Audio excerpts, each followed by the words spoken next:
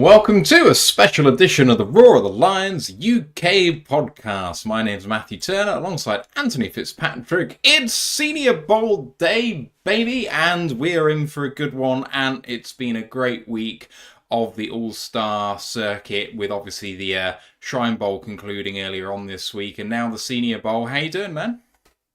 Yeah, I'm doing good. It's a fun part of the year now. NFL season's about wrapped up, and you're into the draft stuff. And yeah, it's these weeks are always fun. You enjoy the games, and yeah, signals the draft's around the corner. So, favorite part of the year. It is a great part of the year, and we've obviously got the American and national sides going up against each other. And I know that people will say that the practices are what this is really all about, and I think that's probably true. But there's obviously value to the game too, but that is yet to come. What have you seen so far this week from the practices? Oh, it's been very competitive this week. There's been a lot of good standout performances. Like the defensive line have come to play this week. It's all been about those prospects. There's a lot of them this year. The class is deep, and there have been a lot of guys who have shown out. It's been yeah, for the quarterbacks, it's been a bit hit and miss. Like the quarterbacks need to have some good days today, but then receivers have been playing well. Tight ends, some of them have been playing out their mind. So yeah, it's good. You enjoy these weeks, and it's big for these weeks are big for the small school guys. And showing that they can hang with better opposition and that. Like the small school guys have absolutely killed the Shrine Bowl this year. Like they've all shown out in a very big way. And then obviously with the Senior Bowl, a few have as well. Some have taken their taken the cake and gone home already. They've done that well. They don't need to play, but it's still fun just to see, you know, for these guys, it's a lot of introductions for people to some of these guys. So that's what it's all about. And when it comes to small school guys, I've not watched a huge amount of the practices, but I have tried to absorb as much of the people who've been there and their feedback as much as possible. And the guy that keeps on being on every single report this week out of Toledo is a defensive lineman, Darius Alexander. I mean, coming up from that sort of level, and I know it's not small school like D2, D3 level, but that's still low compared to the majority of the prospects that are here. And it seems like he's had a terrific week in particular.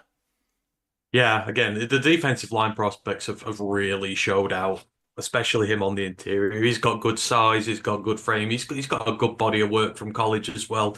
That Toledo side's been a bit of a burn off the last few years. They've had a regression this season, but like his 2023 season especially was, I think he had nearly 10 sacks from the interior. But yeah, he's really good, and he's got the size and the frame to play three tech in the NFL, and somebody's going to love him. And say 6'4", good height, good push, really strong.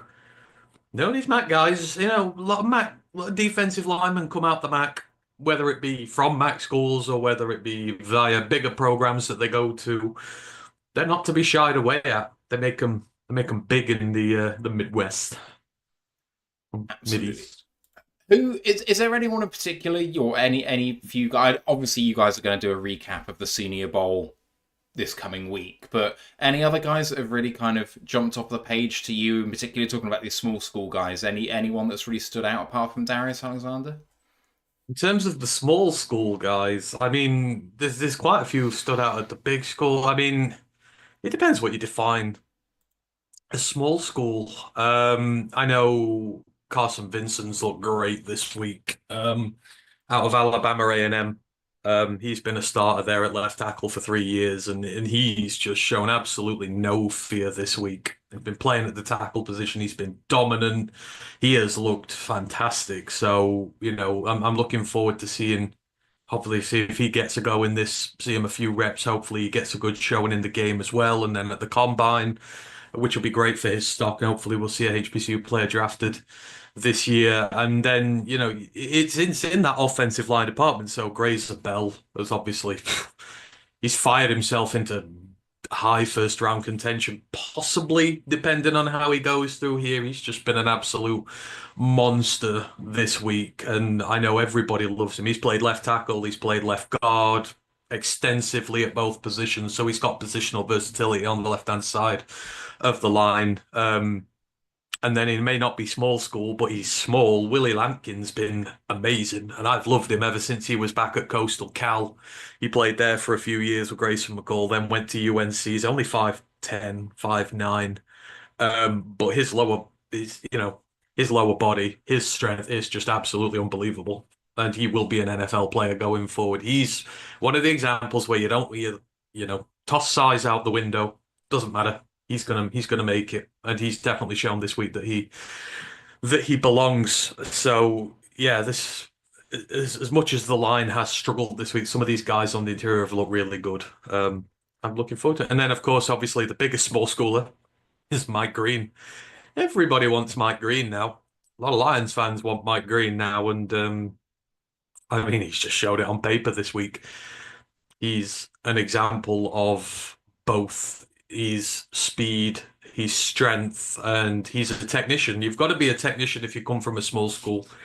Got to have a load of different ways to win in the pass rush, and he does everything when it comes to the pass rush. Like he's got every single tool in his box, which is why he's so damn good. But he mixes it with athleticism and strength, and you've seen he's just been an absolute menace. So yeah, the guy's really, really been showing out this week, and I've really enjoyed it.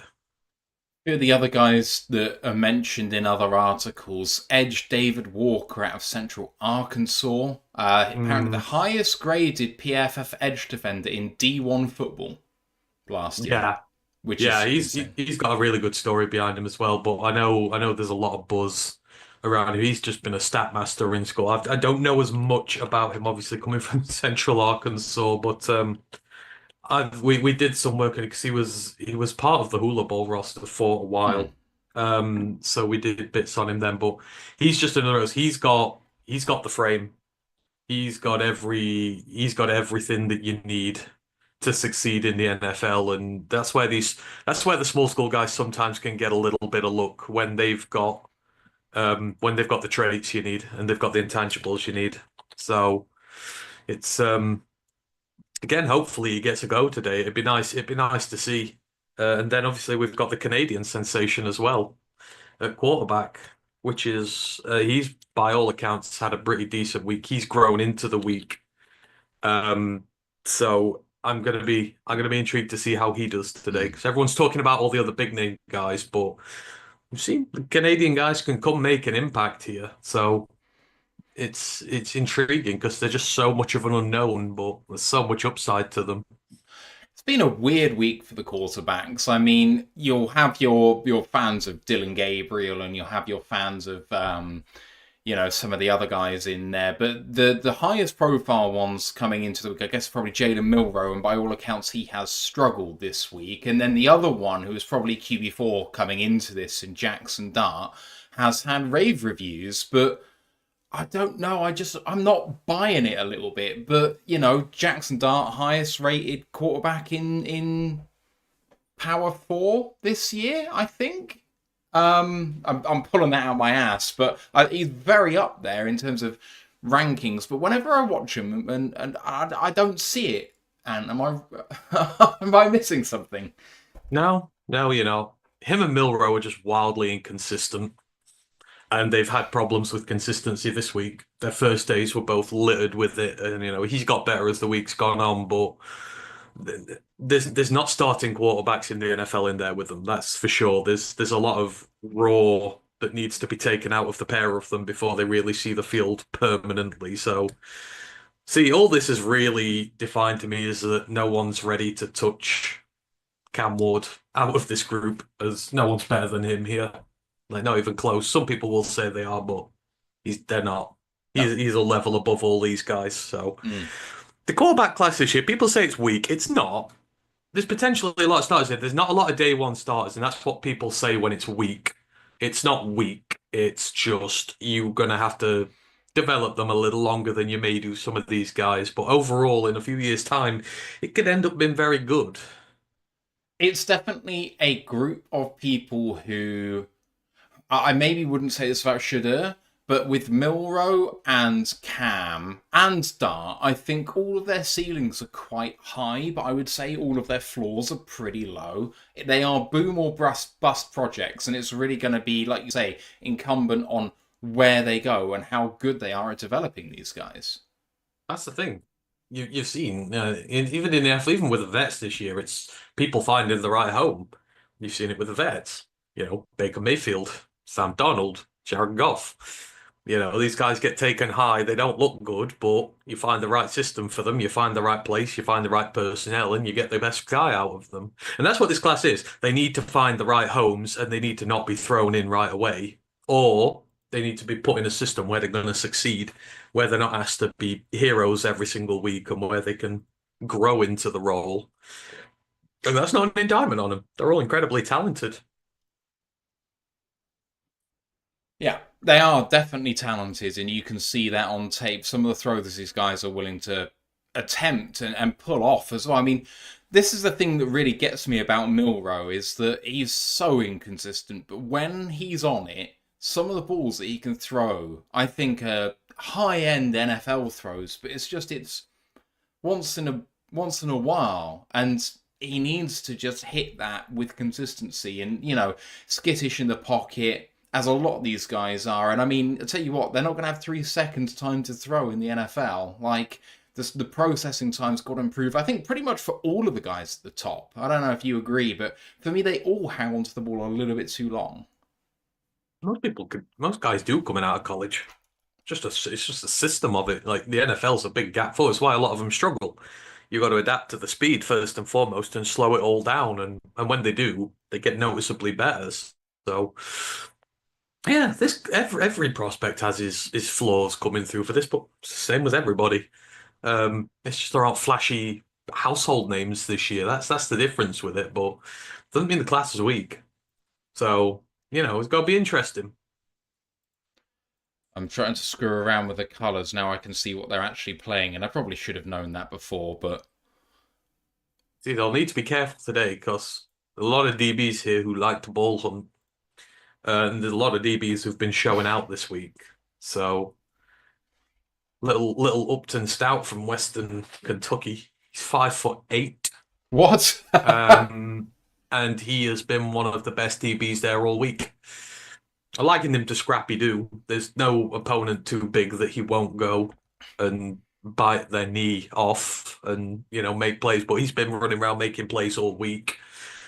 Like again, height is sometimes just no issue for these guys. He wants to play on the outside as well. He doesn't care. He's not scared, and he's shown that he can do. Right, I'm hoping that's the colours about right. I'm just going to correct it on the scoreboard as well.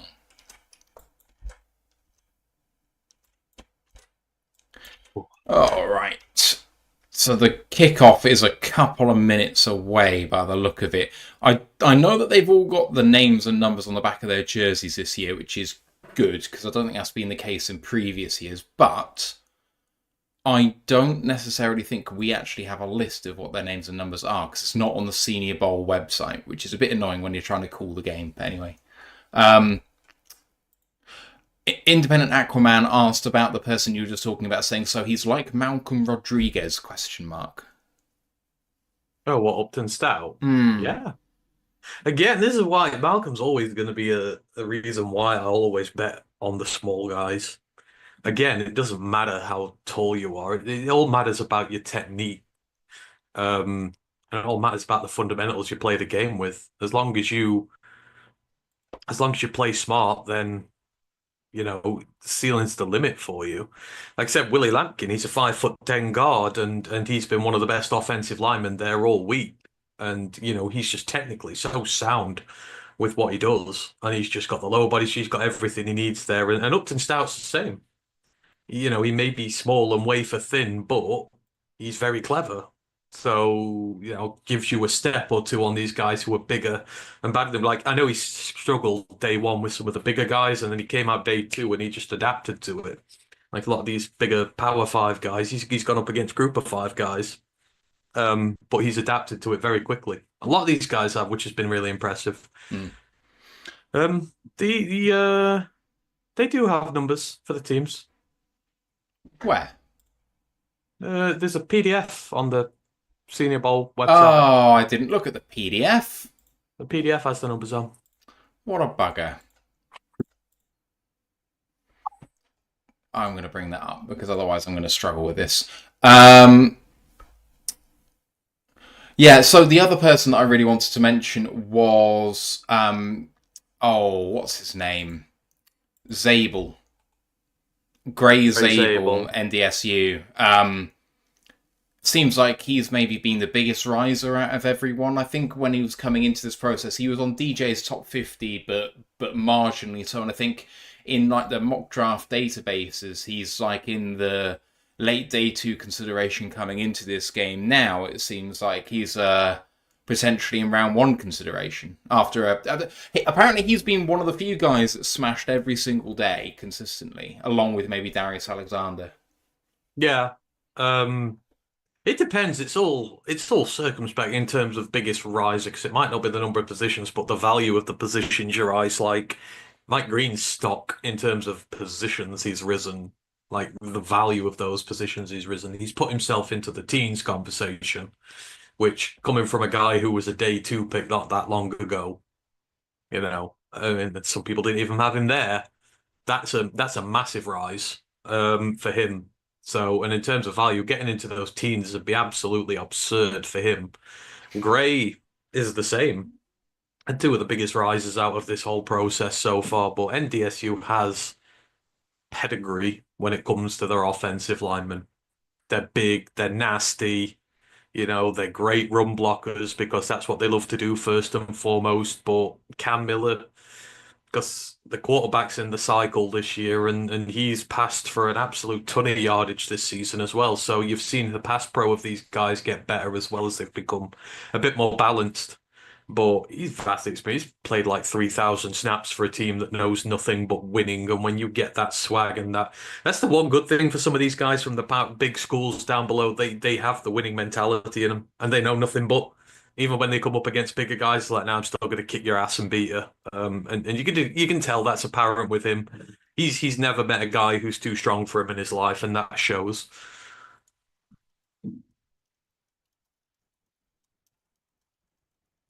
Just had someone asking whether we're going to be streaming the game. It's on NFL Network, and if we did stream it, we'd get banned very quickly, so apologies, but no, we're not going to be airing the game. We're just going to be talking through what we see.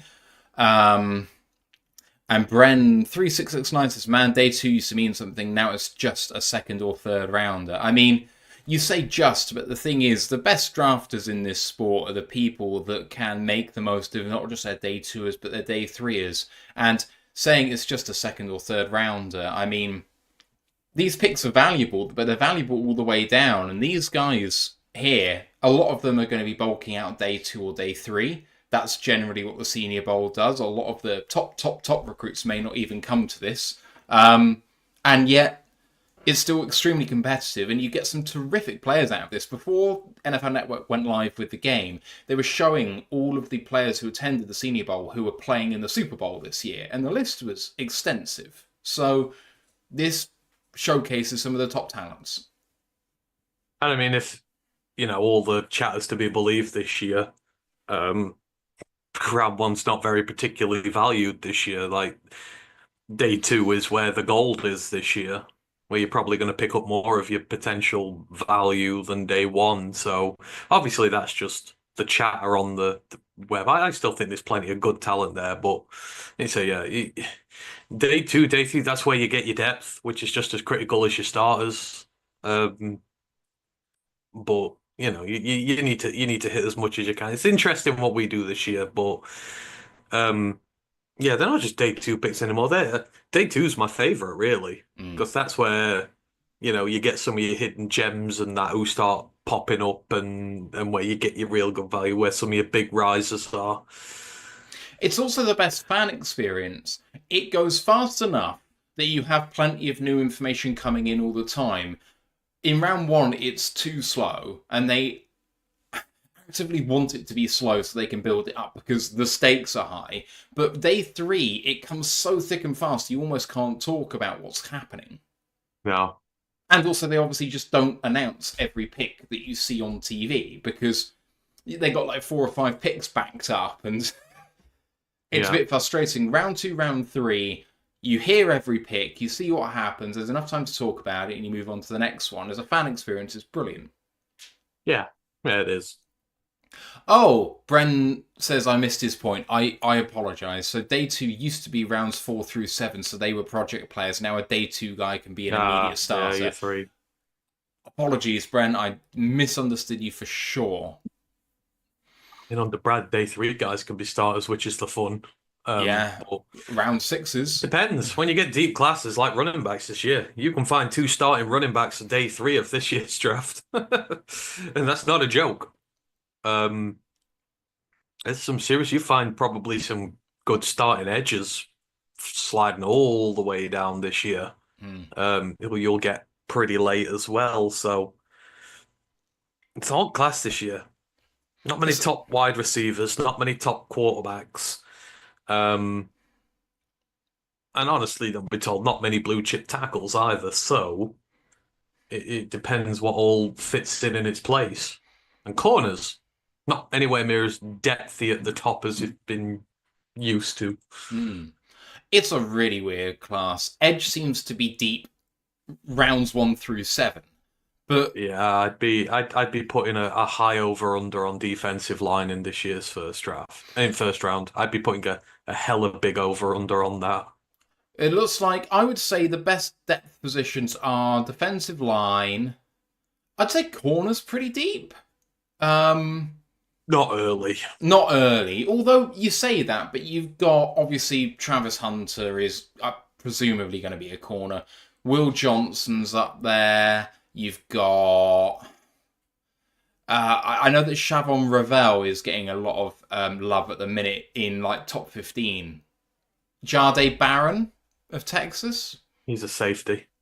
Okay, that's probably about it, isn't it? Yeah, there's not many. Usually you had five or six. I mean, like last year you had a ton knocking round. Whereas Um, tight end is, isn't it? Really, is they've come to life this Senior Bowl hmm. and Shrine. Yeah, the pre-draft process is going to be big for a lot of these guys, and you'll see the depth start to emerge out of that. Again, I think there's some very talented ones there. It's just not household. Like, there's no Brock Bowers this year. This is Colston Loveland, but um, yeah, it's interesting. Then you've got Harold Fanning, you've got Jalen Warren, you've got guys like that. You could have two or three tight ends in the first round potentially if all the other positions fall out of favor. So one thing that I saw a few analysts say is that Arroyo had such a good Senior Bowl that he might be in day one consideration now as well. I find it crazy, but apparently that's the sort of rise. So don't know. Yeah, well, he's very traitsy. I know Mason Taylor's getting a lot of love um, from LSU, and it actually kind of makes sense. You don't really go to LSU if you want to be a tight end prospect, and they just don't throw at you. Mm, He's got what? He's got 1,300 yards in 3 years receiving, which, considering the receivers LSU have, that's pretty decent for him. But what it means is he's underutilized and he's not shown his full skill set, mm, and they've probably not. Because they've shown him in the matchups this week. They've been putting him on linebackers, they've been putting him on small nickels and stuff like that, and he's been absolutely dominating them. And obviously, he's from an NFL lineage as well, but like he could be a first round talent. He's just not been utilized as such. mm, That's where some of these things are good for. But I would expect he'll kill the combine. He will kill the combine, and he will get a lot of love. You'll probably see him shoot up over a lot of other people there. mm. Brian Shook said I heard one analyst, Palacero, maybe saying maybe that some teams have 10 or so players with round one grades, but many round two or round three grades. A deep draft, but just light at the top. And the opening kickoff is about to be hit. And the kick is away for me. Still in the American locker room, am I today? Are you on the zone? Yeah, Oh, I might have. I've had it on for like an hour, and I've been switching on and off, so it might just have. yeah. Let's have a little look. Anyway, I've just Independent refreshed Aquaman it up. says, thanks for hosting and for guest speaking on, I forgot whose channel the Woo guy, lol. Hopefully you also hook up with Motor City Mania. Anyway, Dan, going to watch the bowl game now. Dan. Oh, I'm back. I'm back to it. I just slipped a little bit behind. Cool. So I got Gabriel coming out now as the just about to go into centre. His helmet's really cool. He's got all three of his teams emblazoned on his helmet, which is cool. And So, Ollie Gordon is such a beast, isn't he? Huge yeah. player.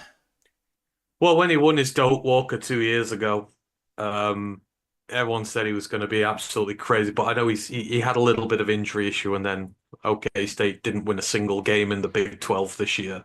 I think he's been held back by his team a bit. He's just been swamped by the depth of this draft class. But he could be he could be a bell cow running back for you day one. He's got the Oh, build, he's got the size. That hole, huge good hole. Lord. Who's right guard for I'll have to have a little look at numbers the number 63 and 77 of the national team? That was huge. So I've got it here. The National 63, Marcus Moe from Purdue, and 77 is 77. Grazer Bell. Of course it is. Yeah, Yep, had to be. Those guys absolutely dominated up front. absolutely. Oh, there he is. Tight end extraordinaire, Harold Fannin. Bowling Green. Oh, he's so good. He I saw, should be tight end two in this draft. He won't be because of where he comes from, but he's quite clearly more talented than all the other guys around him.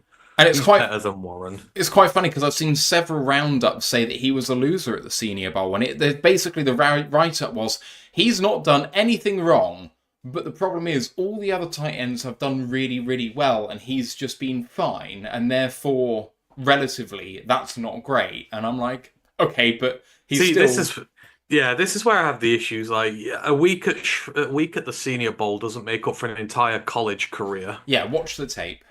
Yeah. No one was talking about Warren out of Penn State till halfway through this year. No one knew he existed. And then he had a couple of good games, and everyone's like, "Oh my God, he's going to be great." It's like, well, none of you knew about him. Screen. Oh, that was a nice screen. It was a good TFL by Savion Jones for a 3rd and 9, but then converted by the national team. Swing pass to a running back out the backfield, number It's 4. Jaquavius Marks. That is definitely a name that would be on the Key and Peele sketch. Yeah. Jaquavius Marks, USC. They call him Woody, so you can use that. But I always like to use their full names.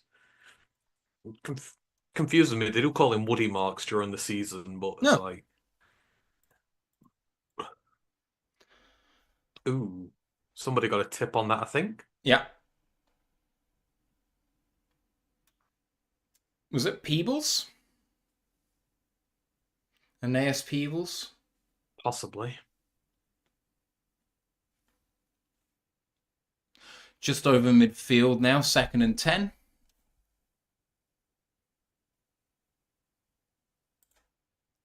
That was a massive false start, but not called. Never mind. And a hold.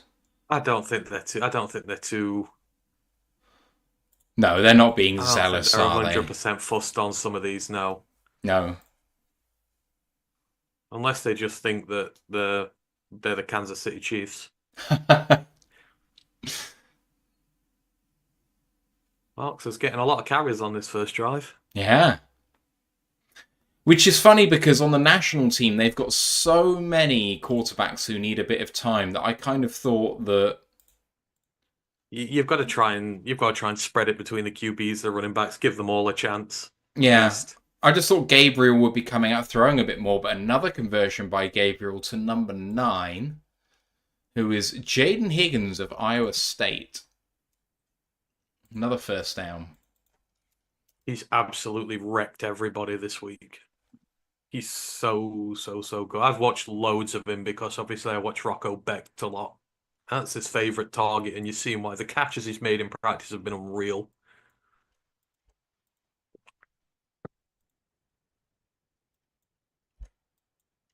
Where are they playing Zabel? They're playing him at right guard.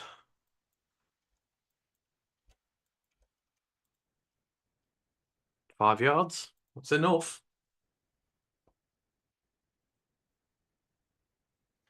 They only have 2 timeouts each, do they? Okay. Yeah. Fun. If anyone's got any questions as we go, please get them in. Happy to field any and all NFL and college football questions. Just at the channel so I see it. Be great to hear from you. 2nd and 6. Oh, backwards pass. Looking to throw. Going deep. They had. Oh my days. Jaden Higgins. And that is.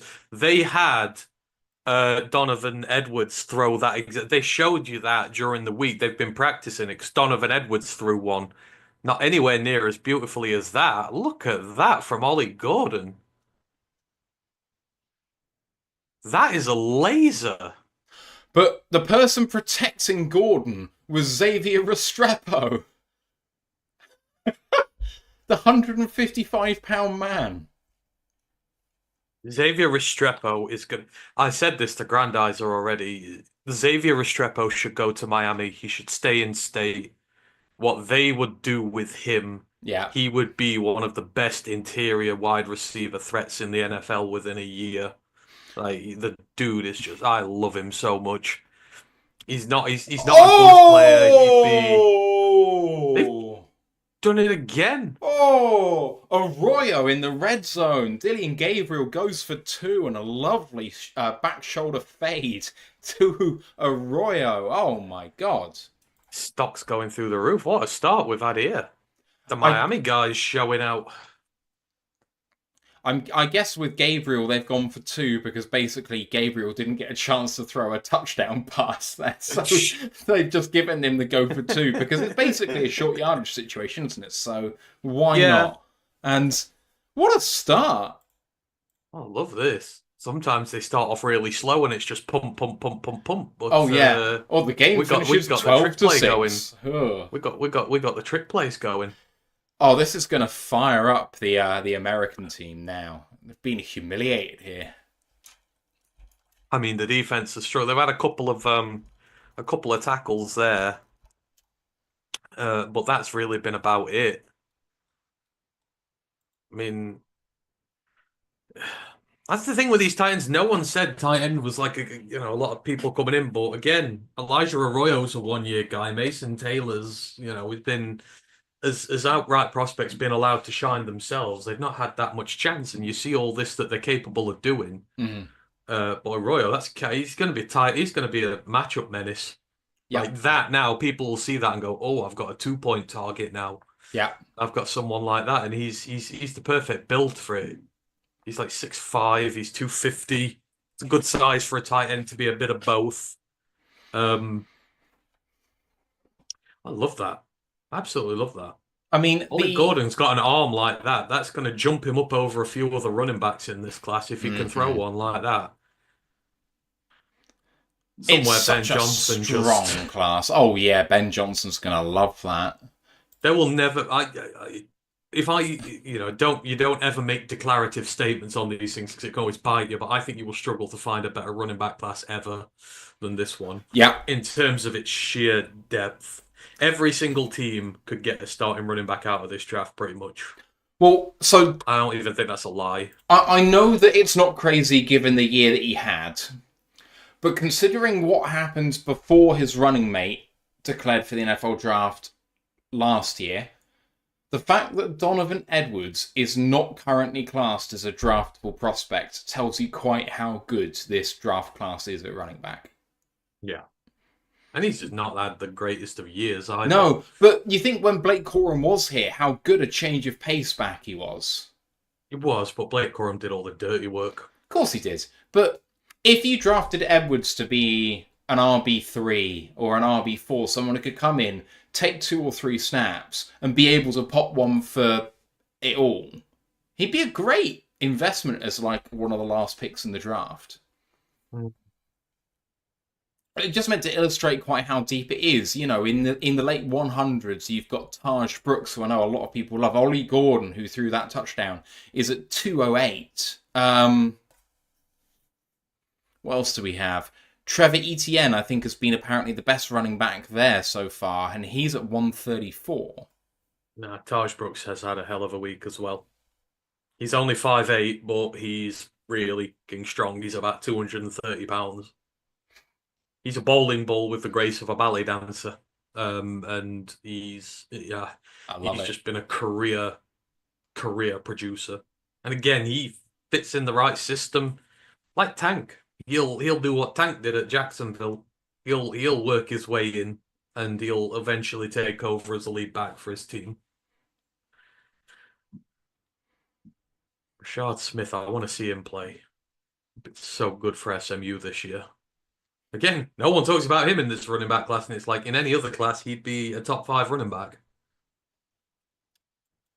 Uh, who were you just talking about? Rashard Smith, Rashard Smith. the SMU running back. So, I mean, not even guys like this who are just not getting love at all. He's not even on my board. No, but he's really good. Oh, a nice hole to start and a 5-yard gain for ETN.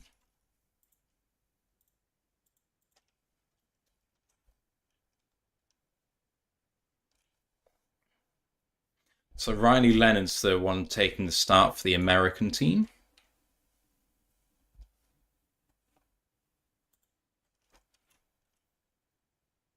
And they got Trevor Etienne in.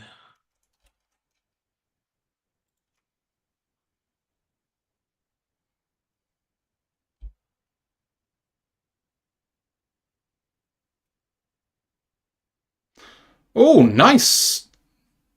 Nice little slant pass thrown by Riley Leonard to Felton.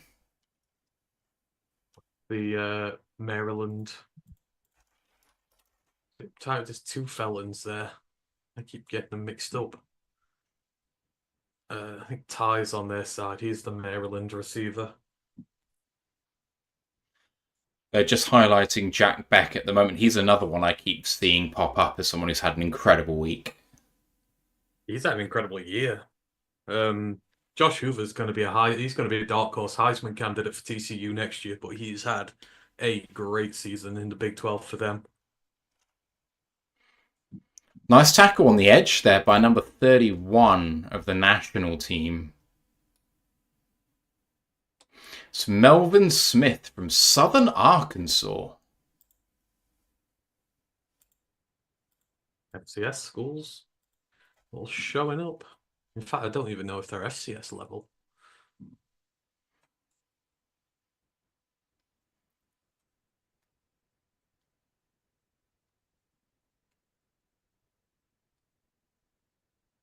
Oh, good tackle there. Is that an Old Miss helmet? No, it's a Toledo helmet. That's Alexander. That Showing up. shot there. Don't know who he was messed up against, but he blasted through that A gap. What's amazing about Alexander is he's been playing all across the line. He's been playing anywhere from the 0 to the 7, apparently, at the Senior Bowl, and he's been blowing everyone up. Yeah, he's better at the 3, but you can move him out in different packages and that. You see, he's there. He's at the 5 at the minute. Leonard. Oh! Oh, that's Jack Beck. Like a bechamel sauce.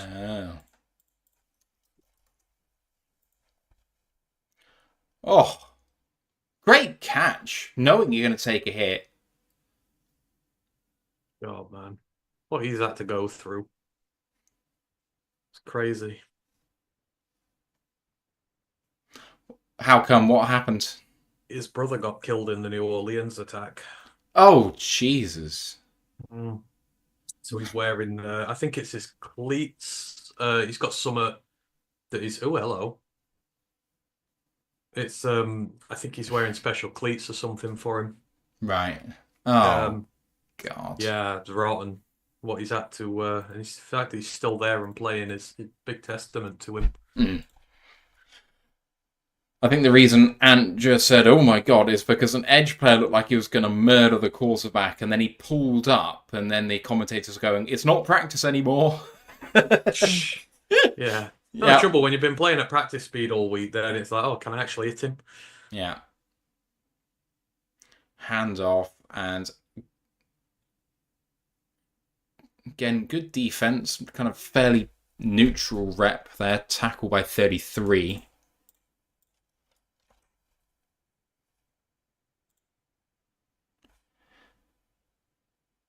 I think that is David Walker. It is It's David our Walker. Yeah. I think it's our same. Their helmets are quite distinct. You can tell a lot of them by their helmets in this. You can see the silver Oregon helmet knocking Mm. around in that. I love them. They're so nice. Riley Leonard drops it off. Another first down. Oh, fumble! Sebastian Castro forced the fumble and got it back. The cornerback from Iowa.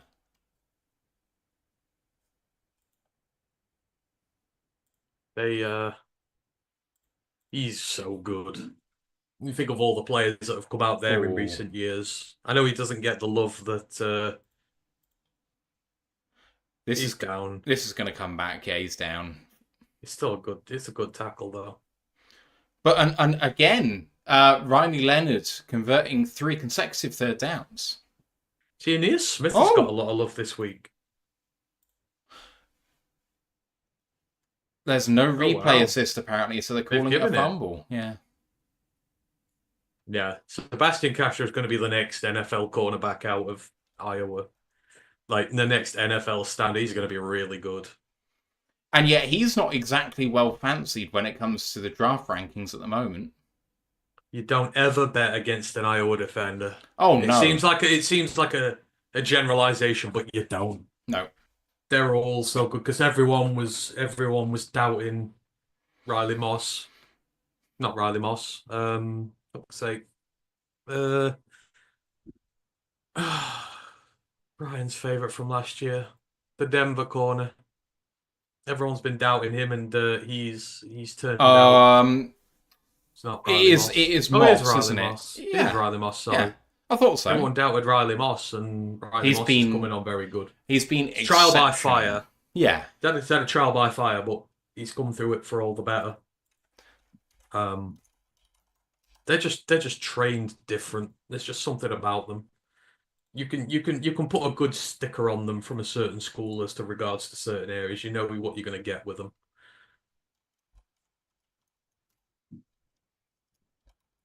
Brent just said these refs aren't getting drafted. I mean, they are. They're making horrible mistakes. That's what the NFL wants. Horrible mistakes, so fans get annoyed and go on Twitter and retweet all their promo stuff, their socials. Experiment says Riley Moss or Cooper DeJean. Oh, both of them. Cooper DeJean's had a great year as well. He's been But it was so obvious watching him in the pre-draft process. He was absolutely exceptional as a prospect. So the fact that he fell is an absolute travesty. The fact that Philly get these guys, like Jalen Carter fell to Philly. Yeah. Cooper DeJean fell to Philly. They just... And Quinion Mitchell basically fell to Philly. Like, he See, should have gone higher. That's one of the only reasons why I have an investment in it is because I like the way Philly draft. They draft really well. Of course, you look at that secondary, it's such a mismatch of top guys and low guys and vets. It's a very well built group. Mm. All right, we're back with the national team up 8-0. They got a strip fumble just now, which they recovered by Sebastian Castro of Iowa, but it was a bit of a bogus call. The man was down, Asterisk. but they had a repeat. Yes, there was an asterisk on that one. Asterisk of a strip fumble. Number 34, Jones. Savion Jones with his second TFL of the day out of LSU. A little bit of a slip there from the running back as well. Beating the tight end, 86. That's Byshul too. I love Byshul Tootin. He's at Virginia Tech. Nearly 4,000 rushing yards is great. He's a HBCU product. He came from North Carolina A&T. Had a tremendous year for Virginia Tech. And he's another one who should be a day two guy, but he'll fall well into day three maybe, and they'll there's just no reason for it. The person he beat on the line there was Gavin Bartholomew of Pittsburgh.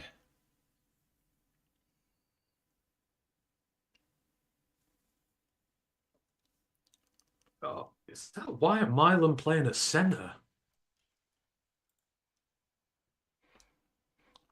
Pat Bryant gets a swing pass out there and gets maybe 4? Third down and 13.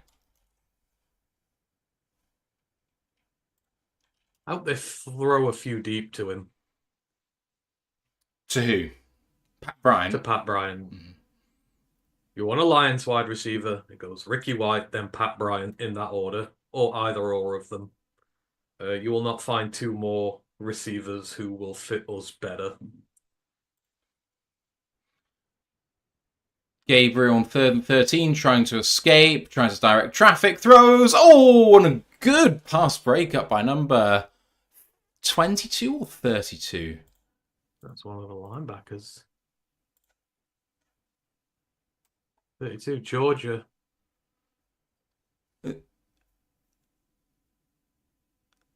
Yeah, 32. Smail Mondon Jr., linebacker from Georgia. Good play by him to just get a little tip on that. Hmm. Why on earth is the clock running?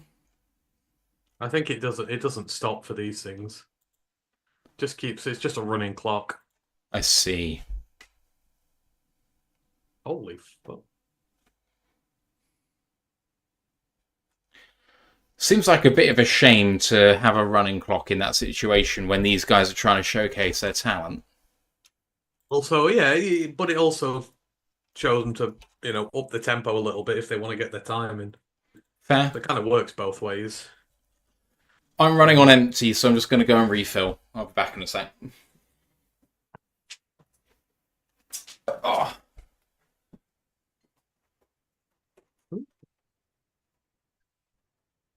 Just in an advert break at the moment.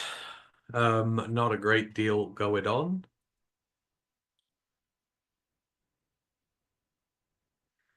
Well, that's what the NFL gets, not what it wants. Yes, it does. It does get bad reffing because it doesn't change things. It's crazy. Um, buh, buh, buh.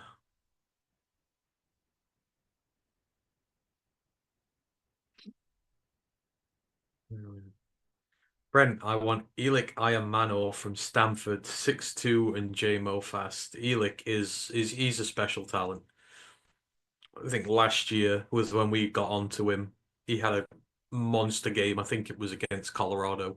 Um, he was absolutely sensational. But yeah, he's a good outside receiver prospect as well. And the head coach who recruited him is now in Detroit. So there's history there, but he I know probably absolutely falls in a nothing blind about the spot. Stanford guy, by the way. He falls in a blind.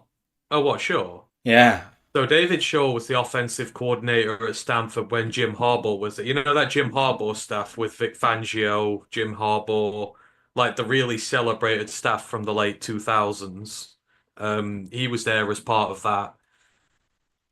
And he was offensive coordinator for Jim, and then he took over as head coach there for years. They Hmm. were always a fun offensive team to watch.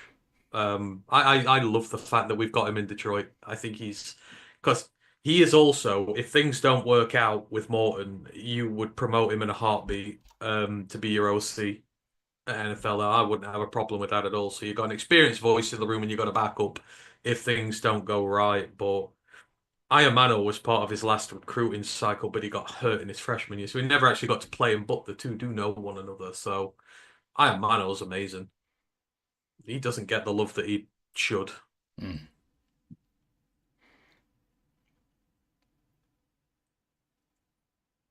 There he is, Carson Vincent.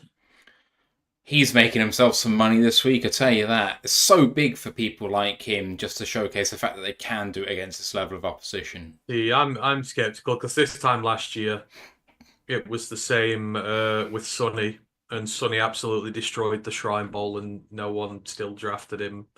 So when people blow smoke up HBCU prospect now, it feels disingenuous. I hope it's right for him because he deserves it.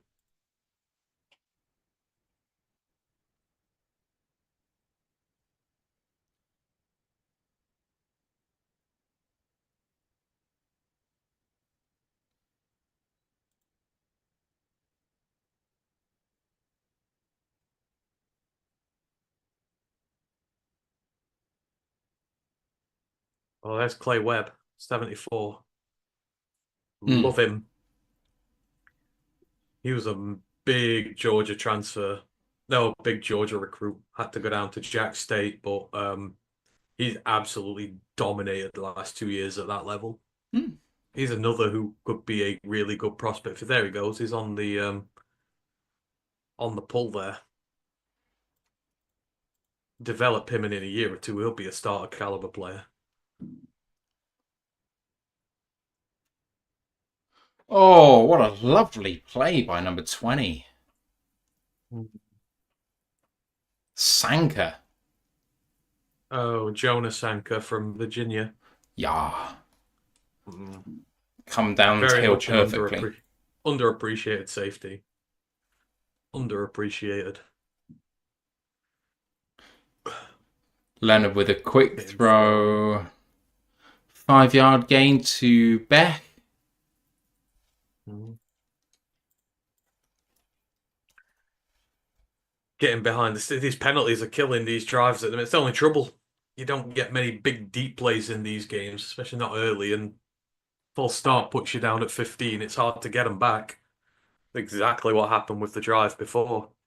No deep Oh, plays there's unless you Jake. have a running back throw the ball. Oh, there's Jacob Bayer.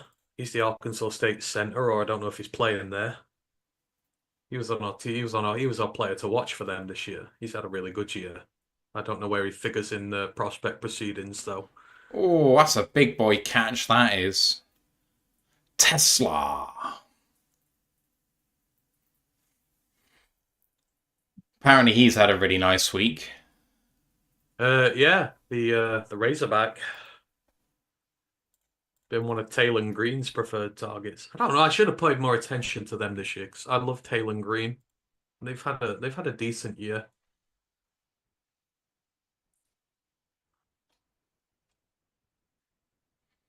Isaac Tesla. He is from the west Arkansas. but he transferred there. Um, Oh, what a he, run! he he comes from the west of Michigan. Oh, that's Devin Neal. A really good run for Devin Neal Mm. just there.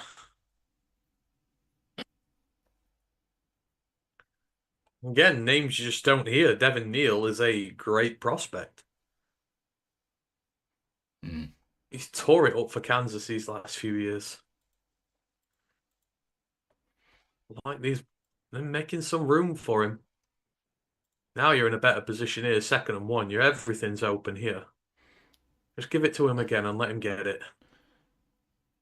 Ooh. Really nice play call. Oh, This Jamal Pritchett. this is The what South impresses me Alabama about. slot. Mm. It's what impresses me about Riley Leonard and the way that he marshals an offense. He's been money on third down so far, and he makes quick decisions. When he's seen that plays have been blown up, he's got players in his face, he still delivers. He's not a terrific quarterback, but as a as someone who could come in and do a job as a backup in the NFL, I could see him being that sort of guy. Mhm. He runs He'll things be well. There's he'll something be going on in between the ears, you know? he'll be a coach one day. Yeah, I can He'll see be a that. coach one day. Oh, we're getting a timeout.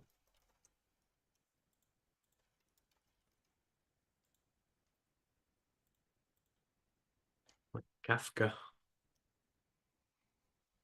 I'm so frustrated that I'm missing the the scouting combine.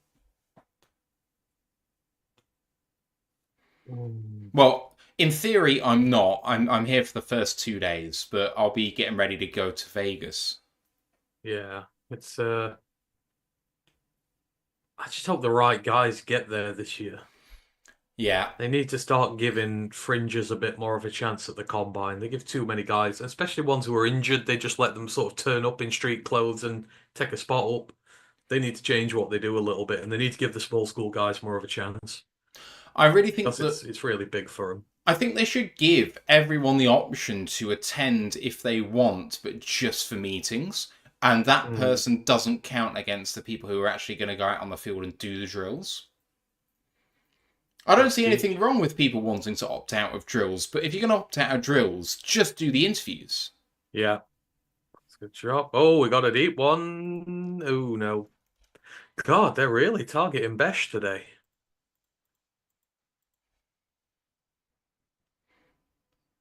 It's just a tiny bit too much on that. Seemed like they weren't quite on the same page. It was like Besh was running an out, and Leonard thought it was a bit more of a deep one. That's the trouble again when you're working with receivers you've never played with before. Yeah, building the chemistry It's you need to build over years, doing it in yeah, 3 days of practice is pretty harsh. yeah. It's generally why you don't get big high scoring games and stuff like what the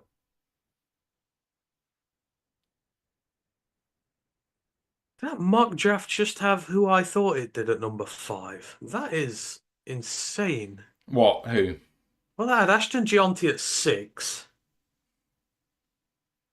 Good God, he's not going to go that high.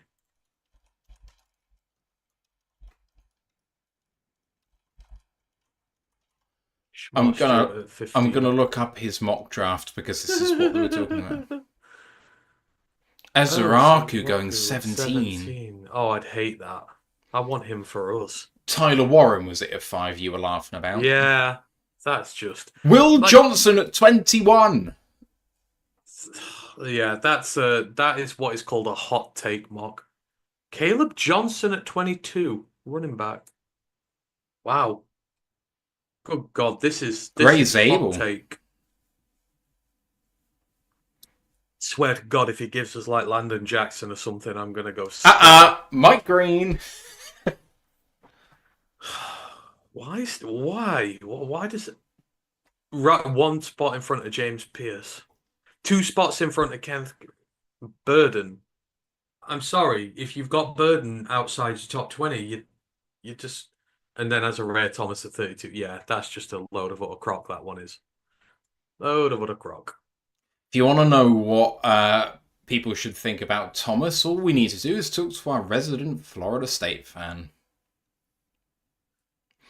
I do know that Ash is not a massive fan of Thomas in terms of like NFL draft prospect. Yeah, he won't be going that high. Although apparently he's had a terrific Senior Bowl. And actually, it's because he's a man coverage guy. Mm. So, and the man coverage corners tend to do better than the zone coverage guys. So, Danny Max in the chat saying, you boys watching on the zone, mine keeps freezing. For me, the quality of the stream goes from bad to good to bad to good, but it hasn't frozen yet for me. Mine's been perfect. Not had issues with it, yeah.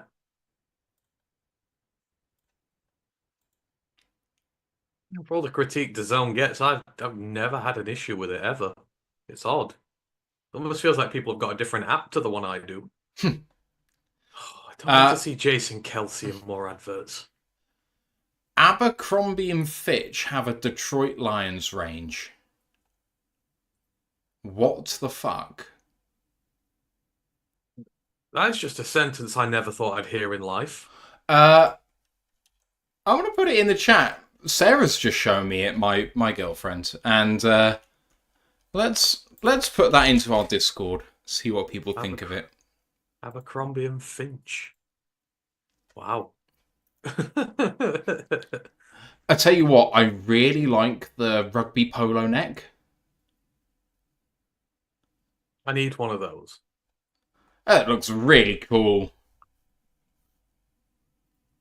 I mean, the Varsity Bomber jacket's 180 quid, but everything else is £80. Yeah.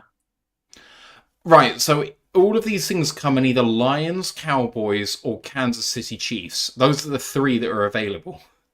Half of those things look like they belong on that 80s show. They do. That's I tell you so what I want more than retro. anything. I want the Axel Foley jacket. I Yeah, need the Axel Foley jacket I, so bad. I do too, but it's so much money everywhere. I know. I know. It's just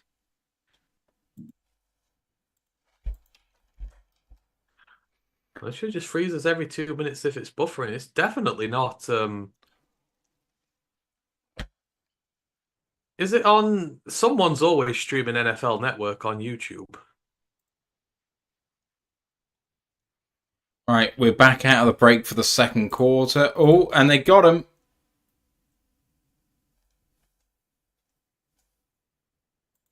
That looks Oh, like it's a Nate false start. Dellinger.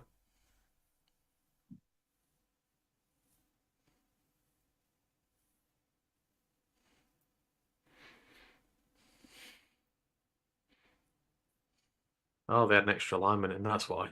Mm. And yeah, the extra lineman they brought in was the guy who false started. Yeah. I thought Mason Taylor because I saw his helmet, but I'm like, oh no, they got the sixth lineman in.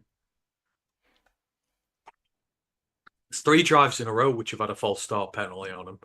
Oh, delayed handoff, and Neil's got no chance. Huge loss. Here, Landon Jackson making the play. He's had a rough week, by all accounts. See, Landon Jackson used to be the Lions' mock draft favorite a few months ago, and now Mm. he's vanished. Why you don't get on someone so early like that? He's just a trait. He's a traits guy, but he's got no technique to him.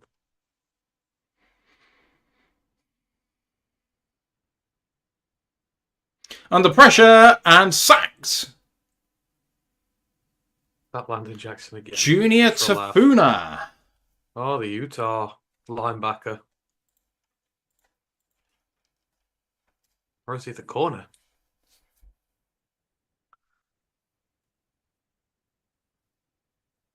Yeah, the double team block actually knocks him off his block. That's quite funny. Whoops. Fourth That's and quite. 28. Hmm? So Clay Webb's actually holding him up really well. Then the second block comes in and pushes him off balance.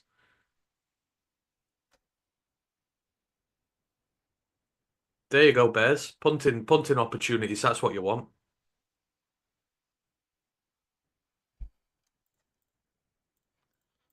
The national team are gonna.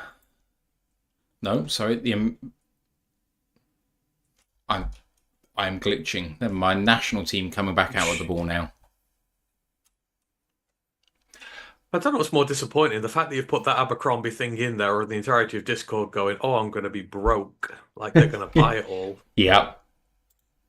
I'm disappointed. We're going to look like what? We're going for a retro look. We're going to look like we're from the 80s. That's what we're going to do.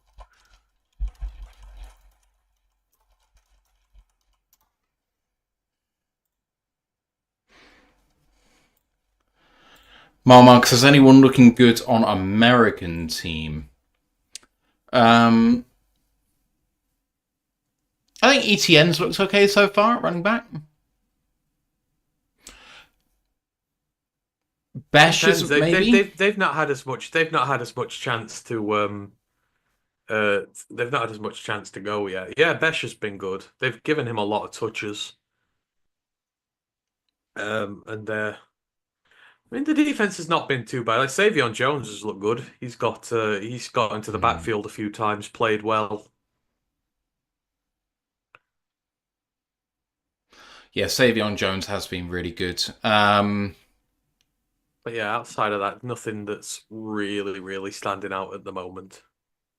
It's after that initial drive with the score, and it's gone a little bit quiet at this moment. It's false start penalties are killing all the drives currently.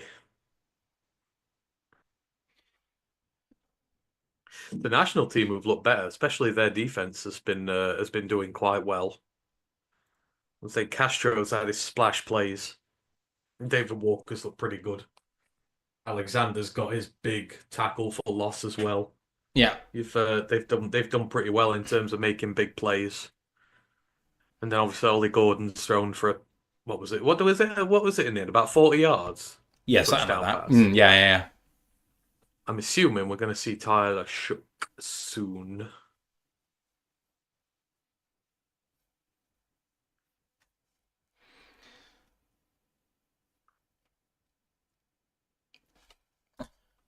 I love how he says sell out when like the stands behind him are half empty. Yeah. You gotta wonder whether he even wants to be there anymore because he interviewed for some GM jobs, didn't he, this cycle? Mm. The thing is, it just as aside from it, it's like it's becoming glitz and glamour now. It's becoming like the combat. I think it's losing its true purpose. Like the Yes. shrine's actually elevating talent and looking for guys who need the opportunity. You've seen the amount of guys who've been dropping out the senior bowl this week who's just like, yeah, we don't really care at this moment. Like that's the kind of guys they're going after. It is weird, isn't And it? Because with the Senior Bowl, they didn't used to allow underclassmen who were early now declarers to now join. they And do. I think when it was the seniors, obviously have had to remain in college either because they wanted to or because they had to because their draft stock was low. Now they're coming in. Either some of them have really good final years or they didn't, but they're on the precipice of being draftable. And they're all people who need to show out. But the underclassmen who declare early don't need to be there. No, They're no, declaring early, like they've been told they're going to get drafted highly. They don't need to be there. no.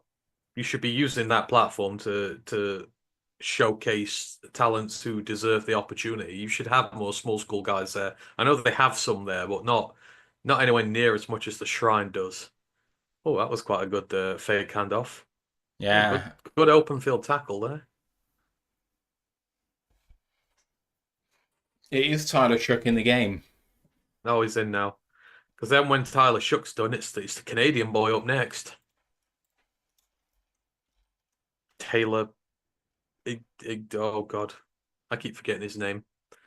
El Gesma. El El Gesma? Gersma. Taylor El Gersma.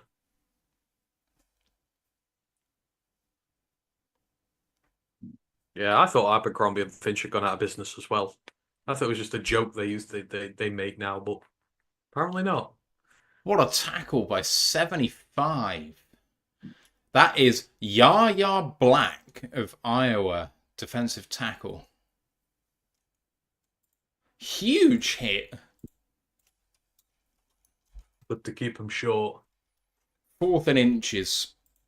No, fourth and It's one. third. Oh, is it fourth down? Yeah, Oh, it is, yeah. it's a huge stop on thirds. Right, they're going for it on their own 46. May as And well. timeout. It's got no serious I'm fairly sure that is the second time out of this, and they're still showing two each. Yeah, I agree.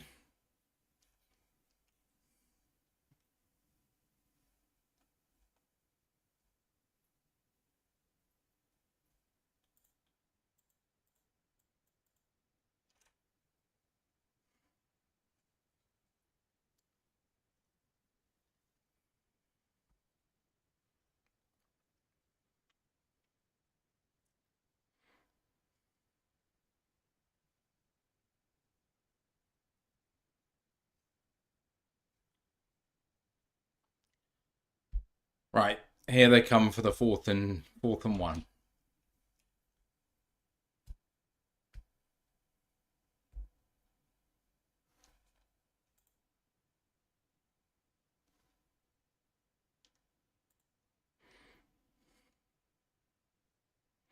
Just got there. Ooh. Buffalo wouldn't have got that call.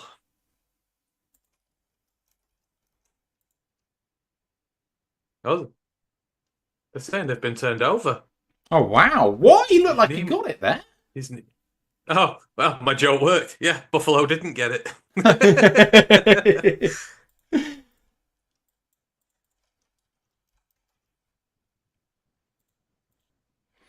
Just bought my tickets to go and watch the Super Bowl. Oh, where you going? Oh, just to All Star Sports Bar, but gonna go with an Yeah. old colleague of mine, and then some of my new colleagues are gonna come out drinking with us throughout the day because it's FA Cup weekend as well. Oh yeah, it is, isn't it? So the Liverpool Um, Plymouth game's on, and then you've got the Spurs versus Villa game on. That's going to be quite fun. hey, Grandizer, we did this for you today, and you didn't even show up. You've been asking me for years, and he's late. We forgive you, though. Grandizer, Grandizer, Grandizer. Oh, he's here. This is Beetlejuice. Exactly so. He's going to send us something Beetlejuice related on Facebook now. I know he will. Yeah, probably.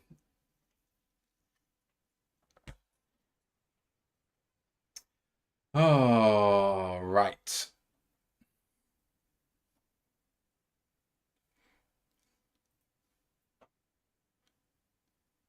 Oh, Ant, this is like an advert looking at you.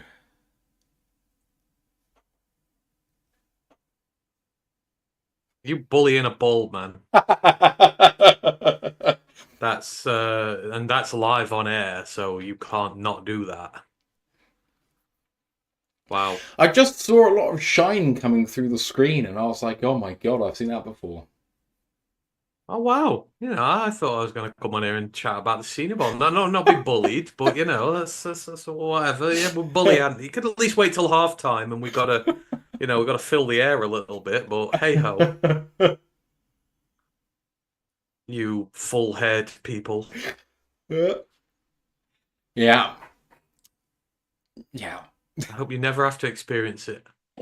Oh, I'll get there. I'm sure. I'm sure. Grandizer says the ghost with the most Beetlejuice. Jackson Dart's in the game now for the American team. Oh, he's wearing the good helmet as well. That looks like marble. It's so nice. It is very nice. Tell you what, though, I like the Oh, UNC there's helmet in Willie. front of him. Is that Willie playing at? Is Willie playing center? He might be. Definitely looks small enough to be him. I think they're playing Willie at centre. Could be an Flea instant trigger. flicker! Jackson Dart going deep! What a catch! What a catch! Is that Jack Besh again? It is! Good lord. The man is blowing it up. Yeah, Jack Besh is definitely the winner of this game so far.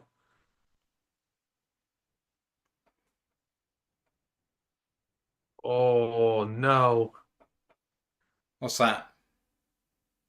Oh, the DB's just not looking. What a catch. Jack Besh is going way up boards. I think that was Trey Rooker he just mossed.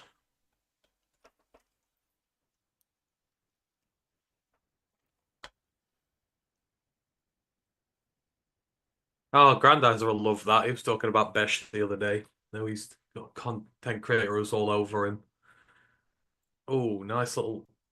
Oh, that's unlucky.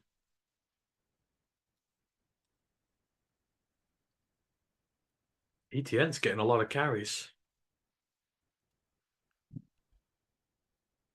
Darius Alexander showing up. God, if he kills the combine, his ceiling's very high.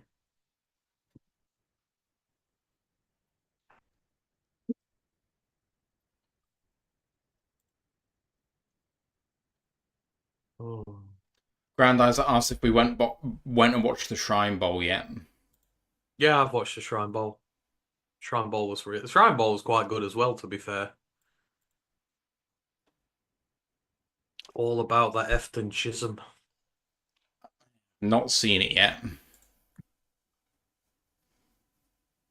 It's not a lazy comparison to say he's exactly like Cooper Cup. Not just because he comes from the same school, but in terms of being a little undersized, but been one of the most rounded technicians you'll see at receiver. Like, he runs routes better than most. Well, And he Besh. just finds. No, Chisholm. Chisholm, sorry. He's talking about the Shrine Ball. Ah, okay. He's, He, yeah, it's not a lazy comparison to say he's like Cooper Cup. He is very similar to him. Oh, there he goes. Touchdown, Jackson Dart with the dart up the middle. Push. That was really well blocked up the middle, that was.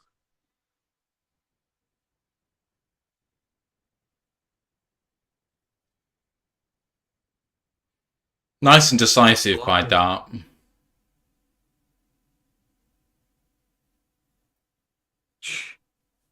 And they're See the going for gap two. that Willie Lampkin opened up on that double team on left-hand side. Just made that gap huge. Of course they're going to go for two. You may as well go for two. This is not a place for kickers in a game. Dart going for two. Fake handoff. They're going to throw for it as well. Dart, can he find him? Tesla with an incredible catch. Wow. What an extension that was. That was a perfectly placed throw. Defender couldn't get that. Only the receiver can. Look at that separation. Oh, that's perfectly. You couldn't have put that any better. Hmm. That is a really good set of two plays there from Jackson Dart.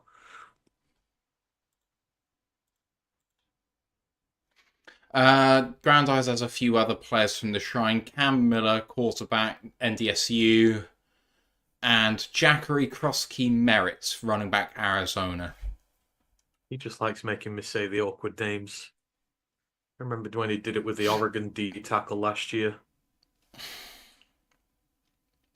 I don't know. Yeah, Remember his Cam name. Miller. It was the small school guys who did well at Shrine Bowl. Cam Miller and Max Brosma. Those two absolutely slayed the Shrine Bowl. Krosky Merritt is also really interesting because he's not played this year, so everybody's forgotten what he can do. But he's got the best set of feet of any running back in this draft. His feet are just playing a piano when he's running. He changes direction so quick, so nifty. Got a lot of speed to him. How come he's not played this year? Has he been injured? No, he had an eligibility issue, so he played. Oh God, where was his school? I think he was a HBCU graduate as well. I think it was back in his Alabama A&M days. What happened was, I think it was his freshman year. He swapped numbers halfway through the season with his teammate. He played in a couple of games, but they swapped numbers, and he redshirted the season. But because his number played in more games because the guy he swapped with was playing, it's listed down as him not red because you've got to play 4 games or less to be a Yeah. red shirt. And it's been mixed up the paperwork and everything with that. He thought he had another year left, but it's down officially as him not redshirting that first year. So he went back to college this year. He played the first game, and then they sort of discovered that this, you know, there was this problem with his eligibility, and they held him out, and they ruled he wasn't eligible to play, which was a Wow. shame because he'd already gone back to college, so he's basically had to sit out all year. Um, That's a shocker. cause yeah, because he was New Mexico State. He got big at New Mexico. Had a great year in 2023, and if he'd have had a good year this year in the Big 12, his stock would be really, really high right now. But that for a team that's where you can get some value. He'll slip because he's not played, but then you will get a value maybe 2, 3 rounds below where you above where you draft him. But he's shown out this off season so far. He scored the only touchdown in the Hula Bowl, and he went to the Shrine Bowl. He's doing as much as he can, and he looks good. Yeah, Grandizer says Krosky Merritt is like hold my beer in the state of Arizona. Cameron Scatterbo, you are not the only running back in Arizona who can tear it up. I mean, Cam Scatterboom may take exception to that, but Scat should. Scatman's so good. Yeah, he is. He's anyone who didn't see him in that Texas game, like when your running back can't even lift himself up off the ground and yet he's still going out there and making plays. That's grit. He was exceptional. He's Yeah, a so Tesla is someone who's making himself some money today. One good potentially. catch over the middle on a third down, and then that 2 point conversion, perfect catch. Yeah. in traffic. And apparently he's had a really good week, so Yeah, go and have a good combine, have a good pro day, because that can it's the difference between being at the end of day three and the start of day three, which is it's enough money. yeah. If you can go from round 7 to round 4, you're probably making yourself another half a mil Mm, yep. a year. Half a mil a year for 4 years if you can get on the 53. Yeah. Obviously, that's still the key. You put in your draft stock up, but if you get cut in either of Yeah. those positions, you're still making nothing. So, Yeah. So, but it's where all the difference can be made if you try hard enough. Ooh.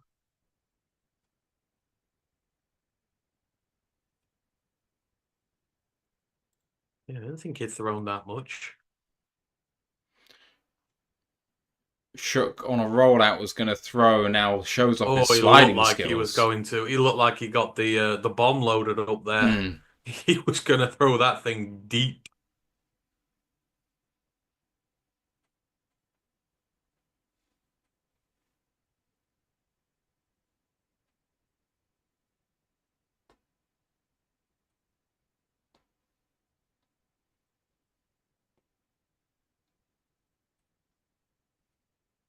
Dylan Gabriel's at the mic at the moment. Interesting to listen to him.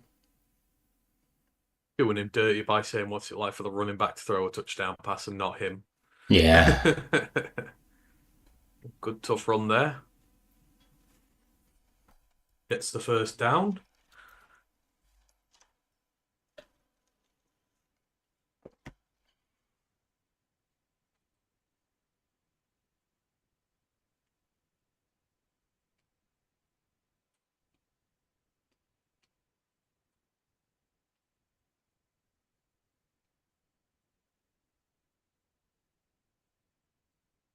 Oh, really well done by number 22 of the national team on defense there, holding up the swing pass.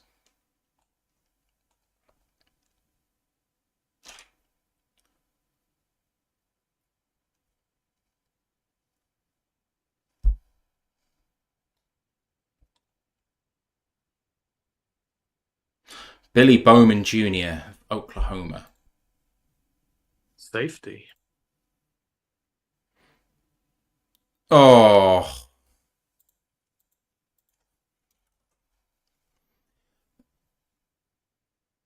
Grandizer asks, Scatterboo and Cross Key merit the type of running back that our scheme fits with the Lions? Question mark. I mean, Scat is.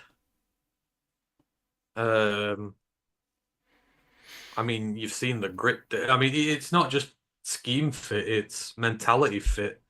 In terms of a mentality fit, he's 100%. Dan Campbell would have loved watching a performance like that. But, he can pass, he can catch, he can run, he can be a bell cow, he can be whatever you need him to be, really. Um, he would absolutely be a fit with us. I always feel like the smaller, niftier, shifty backs we've never really had in Detroit. I don't know whether it's just a coincidence or not, but we've certainly not had anyone of Krosky Merritt's ilk for, oh God. I'm trying to remember Um, when last time we had like an undersized, shifty, who we draft as well, like yeah, not bring in. there was someone when I was first a fan of the Lions who was our I designated mean, third down back, but I can't remember what his fucking name was. like I think the closest thing to him would be maybe Carry On, and oh, what a Mm, throw! yeah, lovely throw. 4th and 3 show with a great throw. To In the 83 attempt, Lane? yeah, Jalen Lane. That was a nice extension from the receiver as well. It was a little in front of him, but look at that, nice outside grab, head down, few extra yards. That's what you want to do. Can I interest you in a Theo Riddick? Yeah. That would probably be Theo Riddick would be the last time you saw it. Oh, hello. Oh, wow. Aeneas Peebles. There he is. Aeneas causing all sorts of problems in the interior D line there. Carlton's just asking, hi everyone, just spotted you were doing this. Is Jack Beck a Lions late round type of wide receiver to replace Alan Robinson? Can he block? Question mark. Um, See, TCU were quite a pass-heavy team this year. Oh, hello. Da-ba-da-ba-ba-ba. Was bye, Shull. Carlton, I Oh, think that Beck is playing himself into above late round consideration. he's had a good day. Let's have a go. Bye, Shull. Yeah, that's a That's the catch. catch. Well done. Have a bye, Shull. TCU have been quite pass-heavy this year. I don't know if his blocking's the same. It's certainly not as good as the likes of Ricky White and Pat Bryant. They're levels above when it comes to blockers. Ricky White especially is just. Have you watched his tape yet? No, not yet. I'm getting He's there. Man, his blocking. You just go ooh ah. You just make all sorts of noises when you see him in the run game. He's amazing. So, Carlton, I think that Beck at the moment might go round 3, round 4 the way he's playing, potentially. I think he could be that sort of guy. Looks like he could block, but to be honest, looking at his frame, I don't think that would Is this a be kick? his 57 Oh, yard attempt coming up. is this Ryan Fitzgerald? Is this the FSU kicker? This is the FSU kicker. He can hit from here easily. Wide He could right. knock this in quite happily if he wanted to. Oh, he got the leg. Yeah. That had the range. Many thanks to Majors What Up Doe with the $2 super chat. Says what up Doe from the D fellas. Appreciate you. Many thanks, Major. So Always makes me slightly happy when an FSU player messes up. Oh, there's the big ass Minnesota tight end from last year. Brevin Spanford. Spanford. Yeah. He had his touchdown pass there. I have no idea where he is at the minute. See, they're showing Bo now. They're going to do the whole Dylan Gabriel thing with Bo. Obviously, where they've come from. Bo Yeah. wasn't really fancy. He's a high-level producer in college, but wasn't fancy to do much right away in the NFL. Obviously has. Carl says, think Ricky White is too high for us, but maybe Pat Bryant or Andrew Armstrong. I don't think that Ricky White is too high for us at the moment. He might rise in the Oh, is that process, Carson but Vincent? yes. Carson, no. Um, Ricky's a day two. Ricky's a day two pick. He will be a day two pick. But But he's completely worth it. we've got a late third round pick now. 101, 102-ish. Fancy he'll be gone by then, but who knows? You never know. Um, Pat Bryant will certainly be in that range. Oh, what a nice run that was. Yeah, shifty. Very shifty. That's Yanis from Delaware. yeah. The new college football team next year. The Also new FBS Yarns. team. Not Yanis, Yarns, sorry. The Delaware Fighting Blue Hens, and I'm automatically a fan of them because of their name. Oh, what a name. I love it. Hell yeah. The Fighting Blue Hens coming to the CUSA next year. He's apparently had a pretty decent week. Yarns has. He's got the unfortunate position of he's in the most stacked running back class maybe of all time, which is just such a shame for him. Oh, Adam Armstrong. He's the Arkansas receiver. I had massive high hopes for him because obviously that was back in the era of KJ before that all went wrong. But I think he's done quite well with Taylor this year. Grandizer asks whether the Lions might draft a quarterback in the 2nd to 5th round who say is seen as an upgrade from Hooker. If so, who would that be? For me, no, they will not. I am fairly confident that they are not looking to upgrade from Hooker. If they're going to, they'll trade in pre-draft. Yeah. If they don't trade in pre-draft, then no. I just don't see them wanting to move on. There's no need. He's there. He's doing exactly what he's meant to do, which is sit on the bench and be an option if you need him. But we've not needed him. Yeah. We don't need to. We need some more. We've got a lot of depth we need to fill up this year, so we need to not have picks like that. We need to get as many picks as possible into other areas. Oh, Dart got blown up there. He spun round really well, but It's good initial. huge pressure through the middle. Mm. Tafuna Junior Tafuna. and Landon Jackson again. Yeah.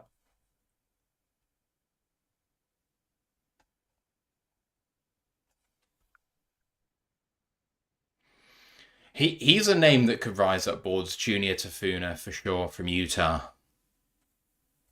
He's a very good player. As many people know because Utah haven't been that good this year. But again, Great Utah defense, defense. yeah. Utah always have elite defense, and you always pay attention to their prospects.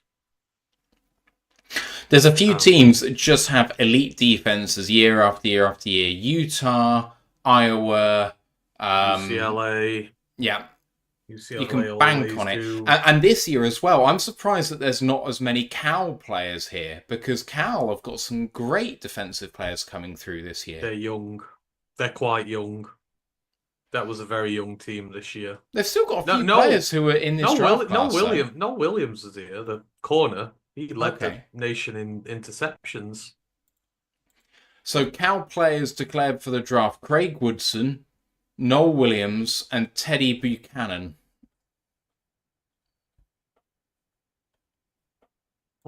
I'd say they're quite a young team. Hmm. So you'll see more of them come through in future, probably in a year or two.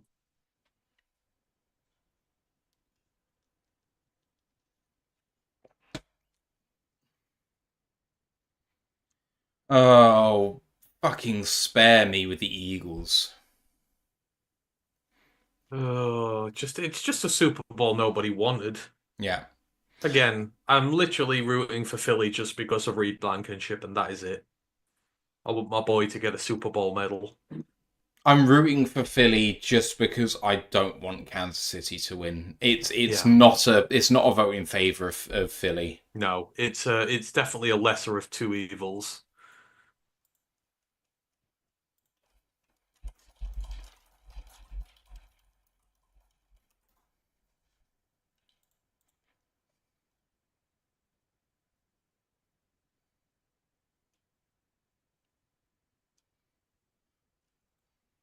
Food's making me hungry. Yeah, right. Although those donuts were way too overpowered, but hey ho.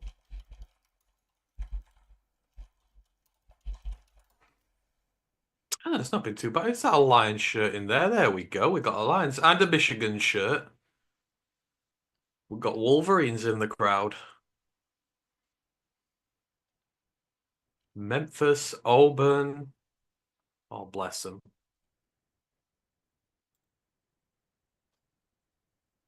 Grandizer says, "Why don't you root for the meteor like Tom Grossi?" Because that kills us all. I'd rather not go down with that one, thank you. Third down and 22 minutes to go in the first half. It's gone very quickly. It has. But it's actually been quite entertaining. There's been some good plays. Fumble! Was that Landon Jackson? Oh God. I can already see it now, people overhyping Landon Jackson again. You go on Twitter right now, you'll see some media person overhyping Landon Jackson again, although this is a very good play. Mind you, saying that, the tackle's knocked off by the block. He doesn't outright beat the tackle gets impeded there. Oh, that's Carson Vincent he got as well. Mm.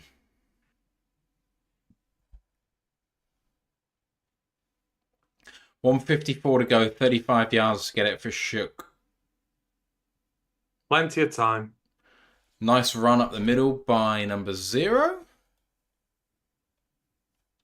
That's Melvin Gordon again, I think. They brought him back in. Ollie Gordon, not Ollie Melvin Gordon. Gordon. Bloody hell. We've moved on a bit since then. We've moved on since Melvin Gordon, correct.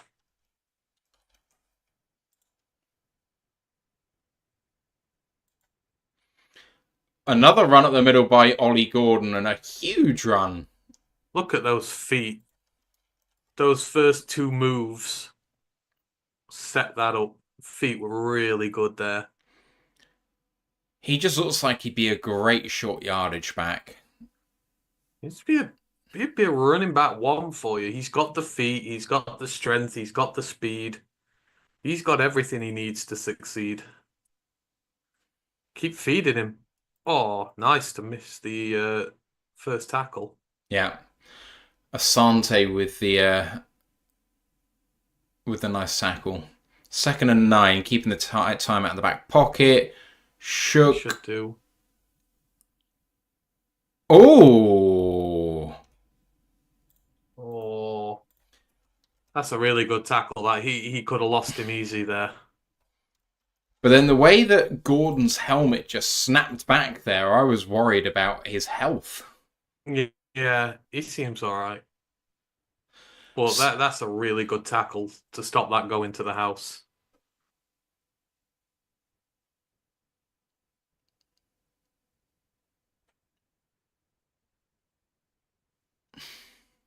I don't know how, but the national team have taken another timeout. I swear that's their 4th. Unless they're resetting per quarter. Did you watch any of the Pro Bowl games earlier? No. I don't want to say that you don't have a life if you did watch it, but Oh, it's all right. You've already insulted my bald hair, so just go on. I have to say, last year when Amon Ra did the silly catch thing, I watched it once and went, huh. And then I carried on. And I don't know, I like the quarterback drills where they do them with the gaps and that. The quarterback drills are quite good. I think they're getting there with it. Picked off! Number 13, Ransom. That's the Tulane corner, I think. That was just a really, really bad throw. Caleb Ransall, Tulane. Yeah. Turnovers galore. That looked like a bad throw. I could be wrong. Let's have a look. Yeah, way behind him. Oh man, yeah, he's completely undersold it there. Whoa. But if it was on target, it would have been straight to number 17 instead of number 13. If he'd have put it in front of Fanning, that's a walk-in touchdown. That's just a really bad throw, that is.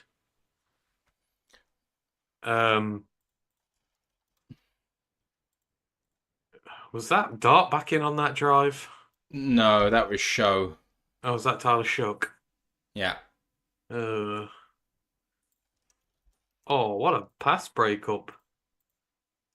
That's the other Tulane player. That's Jonathan Edwards, the safety.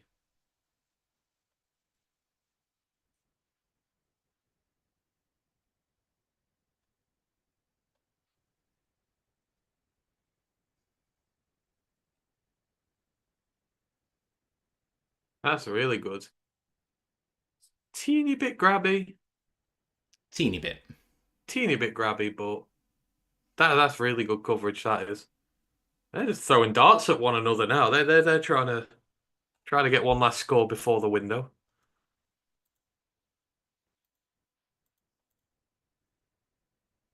Jackson Dart in the game for the American team and fumble again. Injury as well. Injury. That's the South Carolina edge, I think, got him.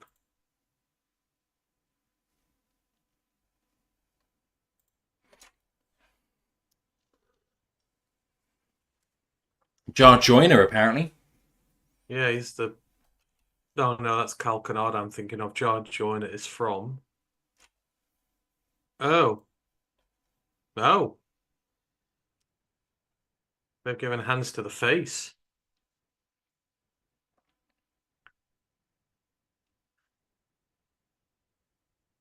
That's holding from the left tackle as well. And it looked like it was hands to the face on the by the offensive player on the defensive player, and not the other Yeah. way around. I don't understand that at all. No, that's a little bit of an iffy call, that is.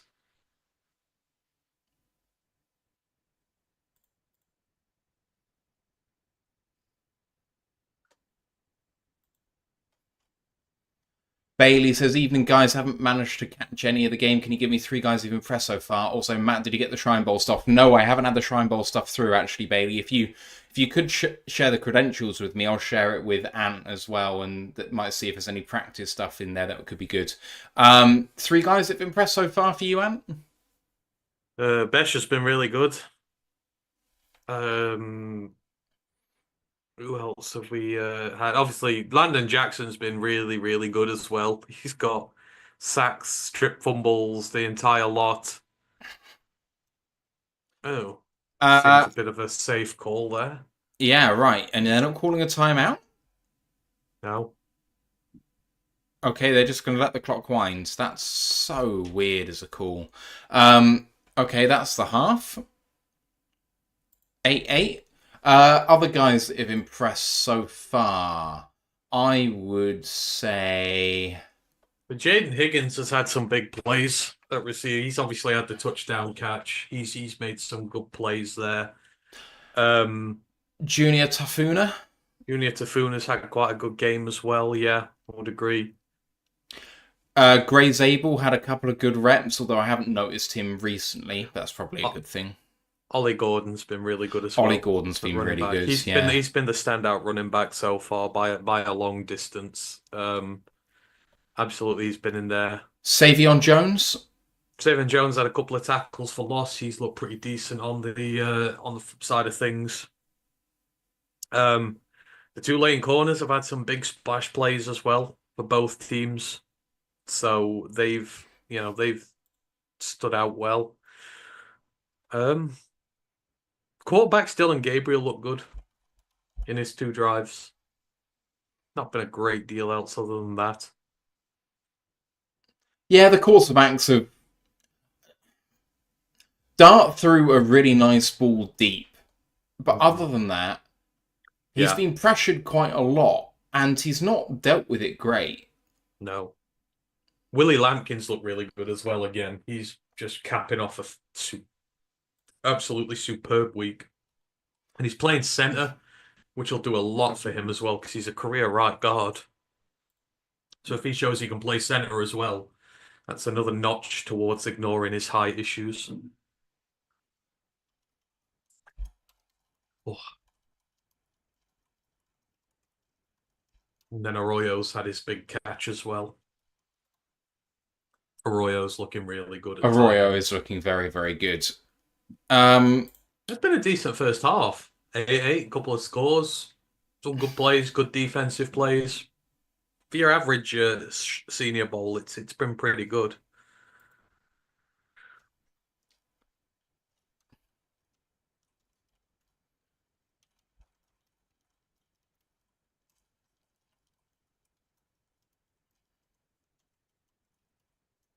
Standout DL players. I think we just mentioned him, but Darius Alexander's looked pretty good as well. We should have mentioned him. He's had a couple of big splash plays up through the interior. Again, setting off a very good week. And then, Landon Jackson's been the big one on the edge who's looked really good as well. D-line's been pretty good overall. Savion Jones has been really good there as well, so got to give him his dues. Have you been answering? Had that big splash play. You've been answering Lisa's comments, sorry, I've just been talking to Bailey. Yeah, I have, yeah. Peebles has had a big splash play as well. I guess Darius Alexander had a good rep before. I don't even know whether he's been playing since. He's had a couple of good plays. He's been all right, yeah. It is a shame that so many of them have gone home. including someone like Josiah Stewart. Like, I don't really understand why he's gone back. Because he realizes it's not going to do him any good. He's so far down in this edge class. I don't know if there's anything. A lot of them go back and they want to do the pro day stuff and do it at the pro day. They don't want to get injured in these games, Hmm. which I can understand to a degree. Oh yeah. Um, I want to go, I think, and get myself a coffee. The hike I did in Bath with Sarah was 20,000 steps, 11.5 kilometers, and we went up about 250 meters of elevation gain. My legs are killing me, and I'm struggling. So I need to stay awake. Okay, you go get your coffee. Mm. I'll stay here and entertain the masses. I'll not drive. I'll try not to drive them all off while you're not here. I mean, you're the college guy. You're the reason they're here. No, I'm not. Yeah, you. Give over. Yes, you are. Give over. I'm not. So yeah, Senior Bowl 8-8 at the half. If there's anything you want to ask, just get it in there, and I'll just natter away. Otherwise, Lisa goes, I'm in the middle of a 1,400-mile drive and can't watch a 1,400-mile drive. Kudos to you. That is a hell of a distance to go in one. Well, assume you're doing it over multiple days, but stay safe out there and appreciate you listening in while you're driving. So the most I've ever done, I did 800 kilometers in a day driving whilst I was up in Iceland. We drove the entire southern coastline in one day from Reykjavik all the way over to Yokosuka and back. And yeah, I spent about 18 hours that day, and I came back and my hamstrings were. I couldn't walk by the time we got back. It hurt to press the brake by the time we got home, but totally worth it. One of the best drives I've ever done. So, yeah.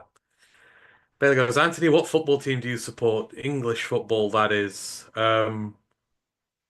Yes, Carlton, the Christmas.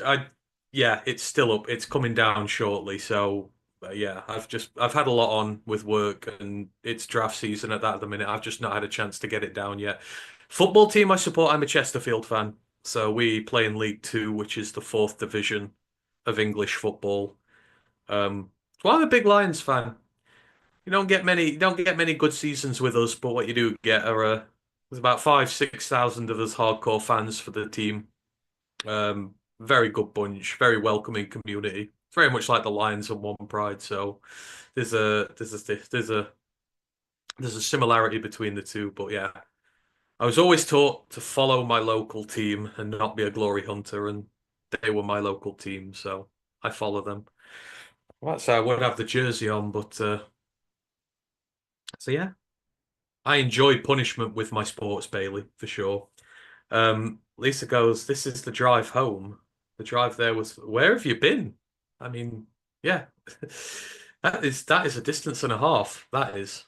I do kudos to you. Oh, hang on, I'm not in Twitch, so I'm just gonna have to be careful. No one's talking in Twitch. I'm ignoring them. I will just dive in there now and check. So if you're on Twitch, just oh, hello. Dum, bada, bum, bada, bum, bum, bum, bum, bum. Nope.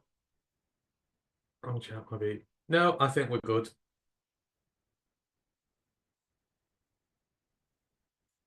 Oh, we've got all the funky graphics on there. Bailey, Paul Cook's Spire Art Army. I have been to Chesterfield last year with Gillingham, who my cousin supports. You won the league last year, correct? We won the National League last year, yeah. I have been to Gillingham quite a few times in my years. I've been supporting them now. God, what am I, 34, 35? Jesus. Yeah. 20 years I've been going to the games. I've been to Gillingham many a time. It is such a pain to drive down there from here, but and we never win. I think I've been four times to Gillingham, and I have never seen us win there. And that is a hell of a drive to go down and never see them win. Oh yeah, been in the Gillingham away end with no roof. And it's never gonna be. Have they built it yet? It feels like it's done up with construction work every time you go there, and it's all scaffolding and stuff, and you fear for your life when the wind blows. It is an experience for sure. Um, I've gone from Texas to Florida. See, yeah, that will be a trip. So, wow. I say, hope you get back safely, sir. You're doing it over a couple of days, or I would assume you are, but that is a. You don't realize in this country, 1,400 miles will get you to. You would do a trip from Cornwall to the top of Scotland and back, and you still wouldn't buy into that. So yeah, for us, these distances are just unfathomable because we're just such a tiny country. Carlton goes, Grazer Bell seems to have had a good week. Do you think he's now out of reach at 60? Oh God, yeah. Yeah, he's way gone at 60. With Grazer Bell now, you are talking fringe first round. Um, that's where you're talking at with him. Um, and his appeal, like he's played a lot of snaps and at left tackle and left guard. He is very versatile across the line. He can play either. But as you've seen, he's just a run mauler. That North Dakota State team just love to run over you, and their guys come up to the league and they have success. He will be in that conversation, and quite rightly so. So I think at 60, yeah, you're gonna have to be trading up to get him at that point. But who knows? There's still 3 months to go. A lot of things change, but the trajectory is on. The career he's had, all the signs point to him having a great combine. So yeah, I think he's way out of reach at 60, but we see. People see things differently, but yeah, some good plays at the start of this game. Really boring out some holes for Collie Gordon to run through early. Bailey goes, not been over this season, so no idea. Challenging pace. Who are three early my guys for you this year? I am way late in my draft prep this year due to head coach search. Um, who are three early my guys? Three of my guys. Oh, my guys. Ricky White's my guy for absolute sure. The receiver from UNLV. Absolutely love everything. He fits the lines to an absolute T. Probably more than a lot of others. I would want to draft him. He's certainly up there in my favorite players. Who else I've been doing? Aziru Aku, the edge out of Boston College. We're going to go edge at 28. He's the guy I really want there, who's probably realistically going to be in that sphere as well. I'd want to draft him. Who else have we got? Centers. Um, Drew Kendall out of Boston College. He'd be a depth. He'd be a developmental center for Frank for a few years, but I would like to get him on the team as well. There's quite a few. We're still trying to narrow down my list of outright favorites, but certainly Ricky White's up there. He is really good. Grandizer goes, Amp, we have you now alone at last. Yes, you do. Do with me as you will. Lisa goes, yes, I'm stopping every night on a coffee and bathroom break now. Yes, you try your best to be safe, Madeira. Hope you get back all right there. Amp, we were hoping though, along with Matt, we would get Ryan and Hank. Hank's play-by-play is flawless. Yeah, Hank's better than the rest of us when it comes to doing this commentating stuff, but just trying to get everyone together to do things like this is a pain, especially on the weekend. We do so much during the week. Our weekend time is precious. I'm pretty sure he's been to watch Bradford today as well. I know he is on Tuesday, so and we've got Gerald to prepare for next week as well, so which is going to be fun. We mentioned this the other day. Ozzy Trapio, the tackle from Boston College, Chase Lunt, the tackle from Connecticut, Scream Lions players. Yeah, I will always say I love Chase Lunt. I love UConn offensive lineman. I have for years now, but Sebastian Ven's the better one this year. I will go to bat for that one. But to be honest, I'd take either of them. Trapilo is good as well, but Drew Kendall's my favorite offensive lineman from Boston College. But again, it's a system which produces known talent, so you wouldn't complain about either one of them really. Um, where are we here? Others of my favorite players. What's gone at me? Let's go down into my Shrine Bowl list because there'll definitely be ones on there. Is this the roster this year? Who am I forgetting about? Da, da, da, da, da, da, da, da. Ricky's there. Going through the tackles. Oh, the Florida right tackle I really like as well. Brandon Crenshaw Dixon. Don't know where he's projected to go in this draft at this moment in time, but if we want a new tackle in, he's been a monster for them for the last couple of years. Florida team really gets overlooked because of its record in the SEC and how it struggled under Napier, but he's really gone under the radar as a prospect. I've seen nothing about him in this cycle so far, but he's done okay at the Shrine Bowl by all accounts. Um, do we have anyone else on here who really? No, I'll have to go and find my book.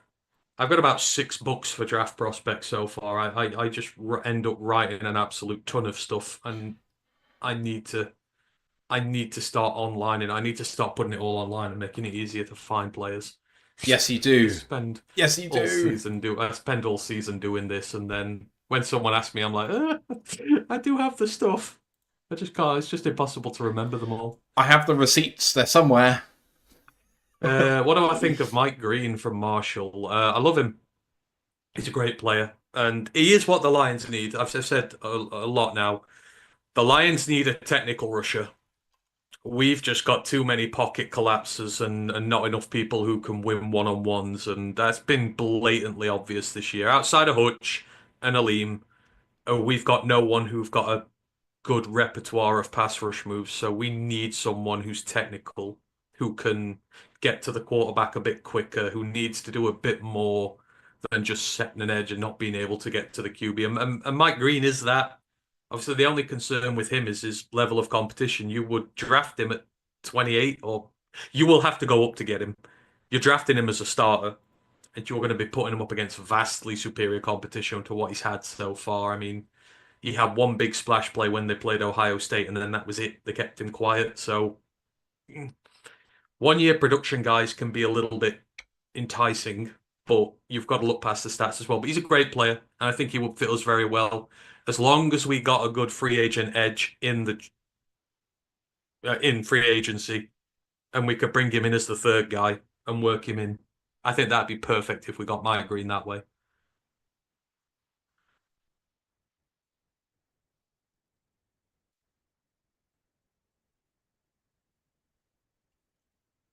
Mark is suggesting speech to text tools. I probably do. I'll just read it all out. Where's my book? Oh God, where are we? Big A4 things like this, and I've currently got 3 of them full of notes, and they're huge, and there's so much stuff in there. But I just write notes as I go through the season, and I keep writing stuff as I go, and they just accumulate. I like to write. I like to have them in written form. Ooh, squib kick.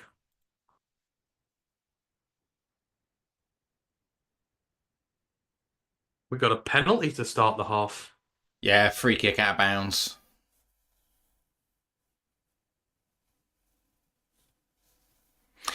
Don't know if you've just seen, but we now have all of the access to the Shrine Bowl practices. Jalen Milrow is in. Oh, we'll look through that. But the game was really good. Come on, Jalen. Let's see what you got.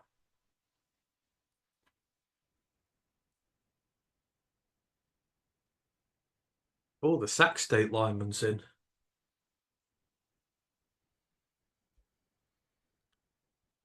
Is the oh yes, I was about to say it's the Arizona guy Savinia, but it is They're playing. Savinia. They've been playing him at guard apparently a lot. I don't know whether he is lining up at guard. They've kicked him inside. Yeah, apparently he projects best there, doesn't he? He does, yeah. Oh no, he's at tackle. I tell you what, him and the Sac State right guard, they bored a hole out for that run there. They did really well. And RJ Harvey ground the yards out as well. They've got a few extra ones. RJ Harvey's another speed back. If he sees green field, you won't catch him. Um, Ryan and his Arizona State team found that today. They still beat them, but he absolutely gashed them on the day. Him versus Scat was a hell of a game. Yeah. Oh, they've gone and no, he's still there. Oh, they're going to use him as a receiver. He's turned. Oh, that's a good catch. Oh no, I thought it went in for him. Oh, it's Marcus Yarns he aimed at. Very low throw by Milrow. Yeah, consistency. See, Jalen Milrow is your typical he is a development quarterback. He has the tools, but you do not want him seeing starting snaps in year one No, you or don't. maybe two.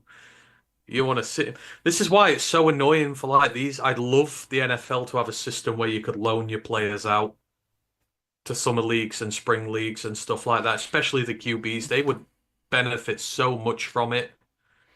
There we Yeah. go. As he gets his legs, he does that, but you've got to have the smarts when you're passing the ball. That's what will get you going in the NFL.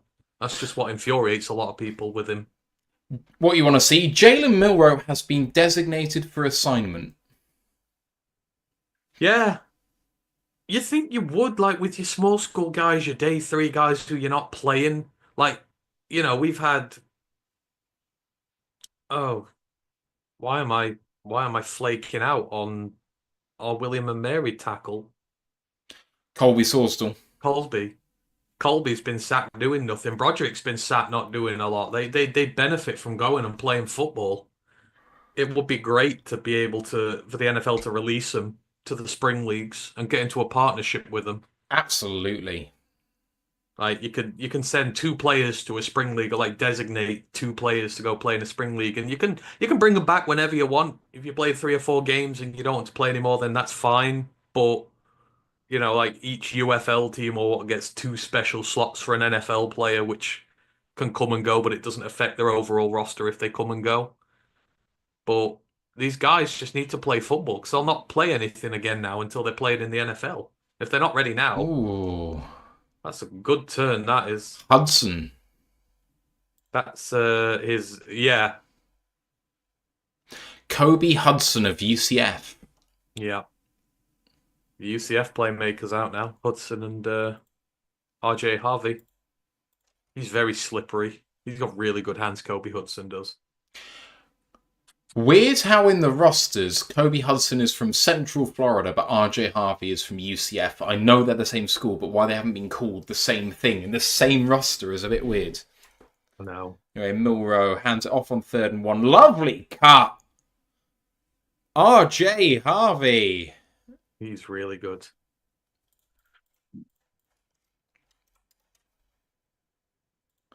What a cut. So I mean he's quick, he's got really good feet. RJ Harvey gonna go around 76 at the moment, according to this. Yeah, that's right. I'd say that's pretty well on. I love what Jackson Slater's doing, the Sac State guard. He looks really good at the moment.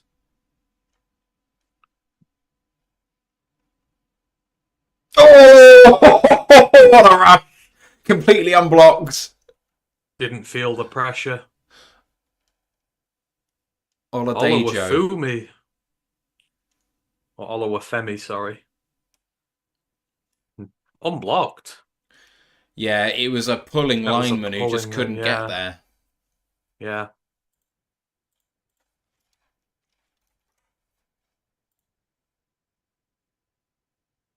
Ooh. Yeah, you don't.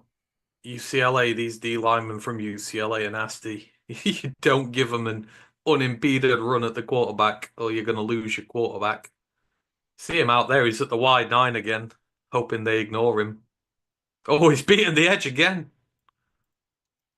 Whoever that is at left tackle is struggling.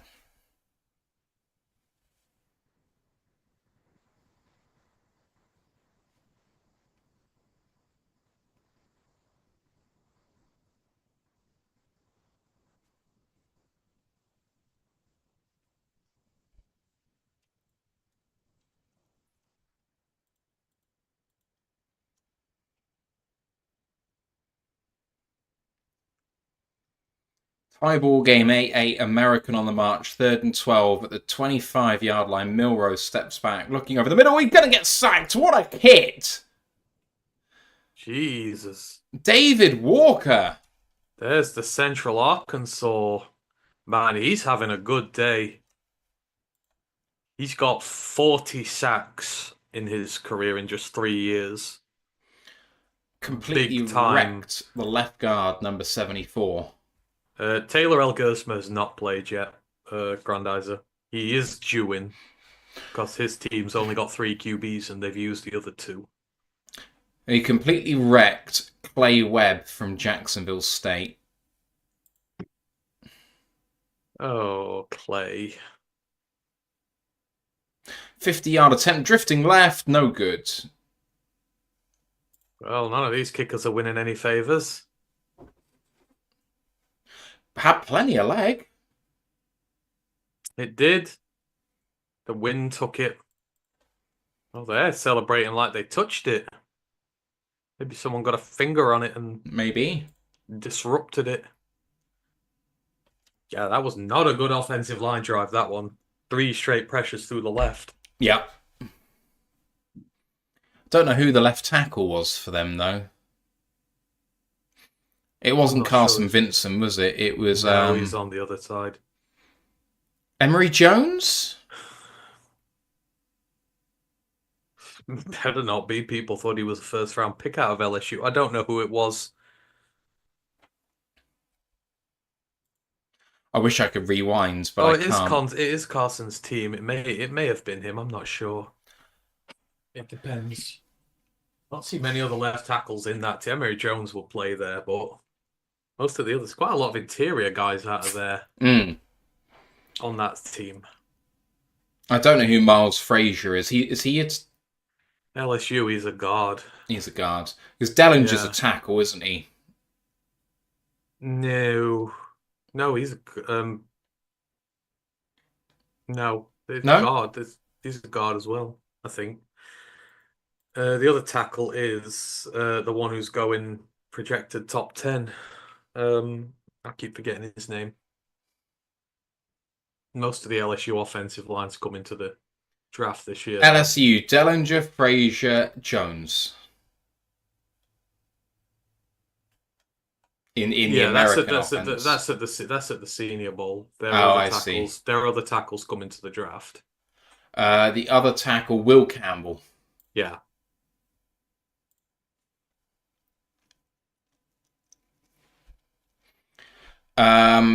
Grandizer says, "Isn't it Ryan Fitzgerald, kicker, Florida State, who kicks 50-yard plus field goals, but don't that know was if he can make the Caden 30 Davis. Yeah, that was Caden Davis just now. They've both missed. They've both had a kick each, and they've both missed. But Fitzgerald's was from 57, so you know it's kind of forgivable. And also, Grandizer, you asked if Taylor L. Gersma has played yet. Him. No, he hasn't. He hasn't. Yeah, sorry. I've answered that. Cool.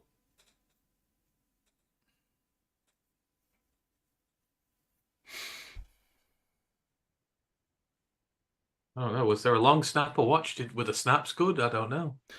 I must admit, I didn't watch the long snapping. He did. No, I really didn't. He did. He's got notes. DJ has Will Johnson falling to 16. He was one who was always 15. too high. He was always too high to start with. But he'll go in the first round. 20, Denver, safety Nick Emanawari. I don't know if Ursari's starting today. Ursari's had a really good week. I don't know. I've not seen him play, I don't think. All right, here come the national team from the 40-yard line. Good field position. Excuse me. Taylor Elgersma's in the game. Oh, he missed the pressure. That's great. Good maneuver in the pocket. Oh, I like Demetrius Knight. Blitz up through the middle.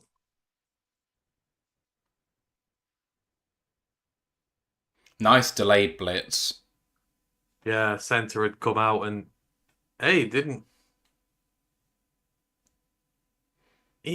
Oh, I like his logo.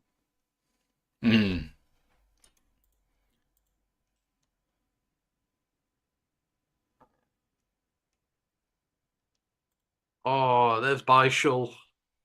Got a 4. They're using him quite a bit, which is good. See, this is going to be a lot different for him because they still do the same rules as the CFL, so this is an entirely different field that he's looking at. Yeah, and a different ball, and he's actually throwing on third down, and And a defense which has a 50-50 chance against him because Canadian football is skewed towards the oh, offense. Oh God, someone tried to take his head off. number 34. Is that Uma Malin? It's 34, Yeah, it is. Savion Jones. We've just had a tip for $20 from Oh God. Grandizer12. Grandizer, $20. Thank you very much, my guy. Says, thank you, lads, for hosting Look this, for at all the college work you do. This is a real treat for us college prospect path to the draft fans. One bloody pride, cheerio, he says. look at the swipe move on that guard. That was violent. That was you owe me money violent By who? by Savion. He just oh wow. That was meant with intent. Dude said something about his mum.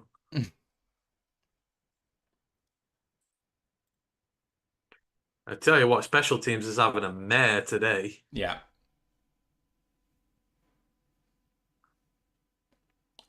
Yeah, many thanks, Grandizer. That's Appreciate it, excellent. Grandizer. Thank you.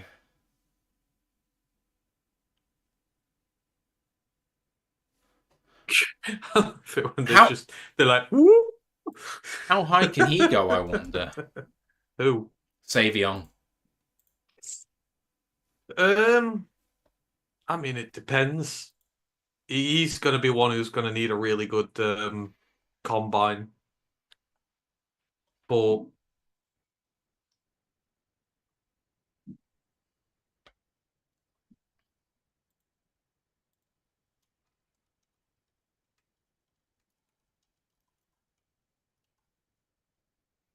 Savion Jones, Edge, LSU.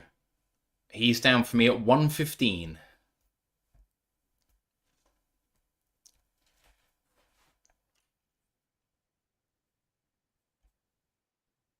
he's another he's got like the prototype size. Mm. Like he's quite big. He's 6'6", but you notice they're playing him on. They're not playing him on the edge here. They're playing him inside. He's been a steady guy over his career without ever properly flashing.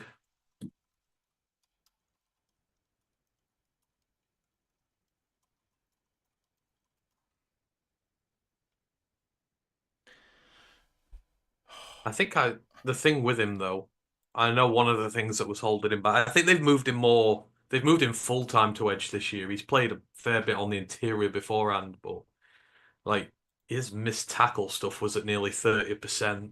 Oh, It's like wow. can't do that.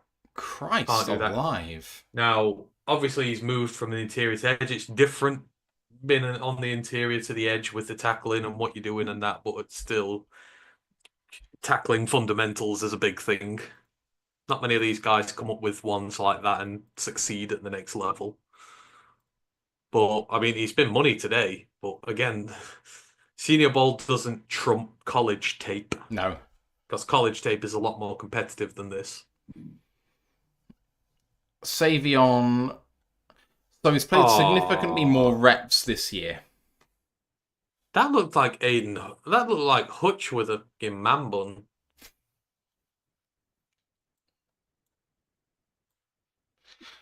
Can you imagine that?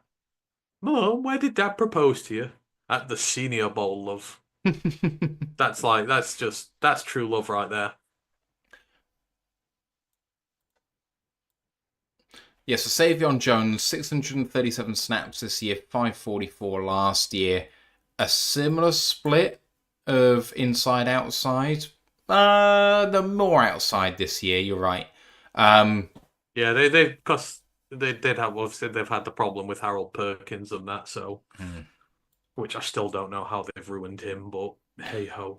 Yeah, it went from 9.4% missed tackle rate last year to 26.1 this year. Oh Christ. Yeah.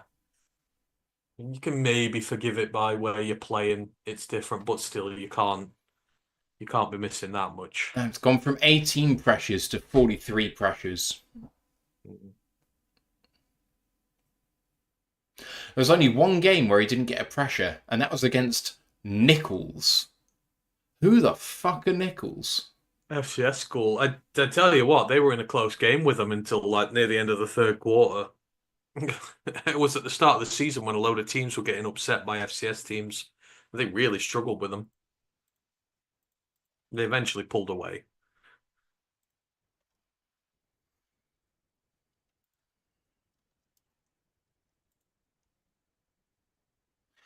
Third and 9 for the American team.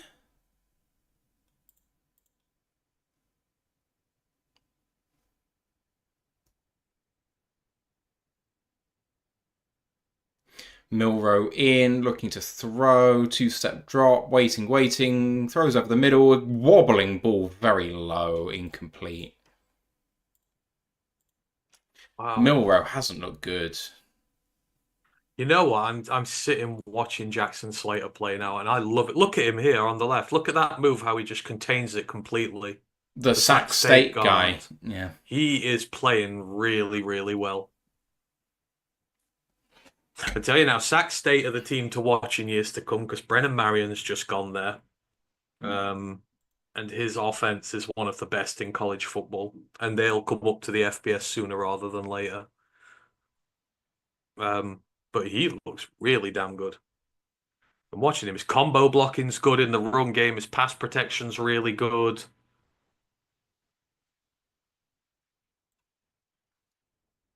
Punters are a bit nesh in this. Yes. I don't know whether it's windy and they're getting caught, but they're not going far. No, that one definitely held up in the winds.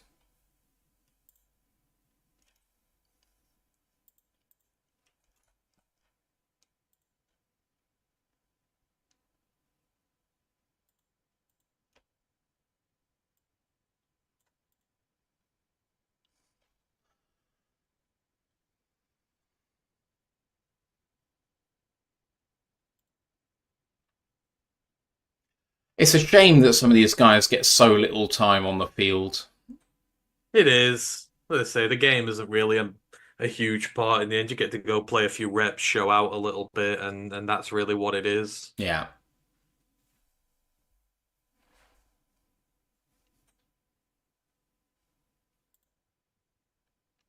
Just anything outside of the regular college, it's hard to make the games competitive enough to be a challenge. Yeah, that makes sense.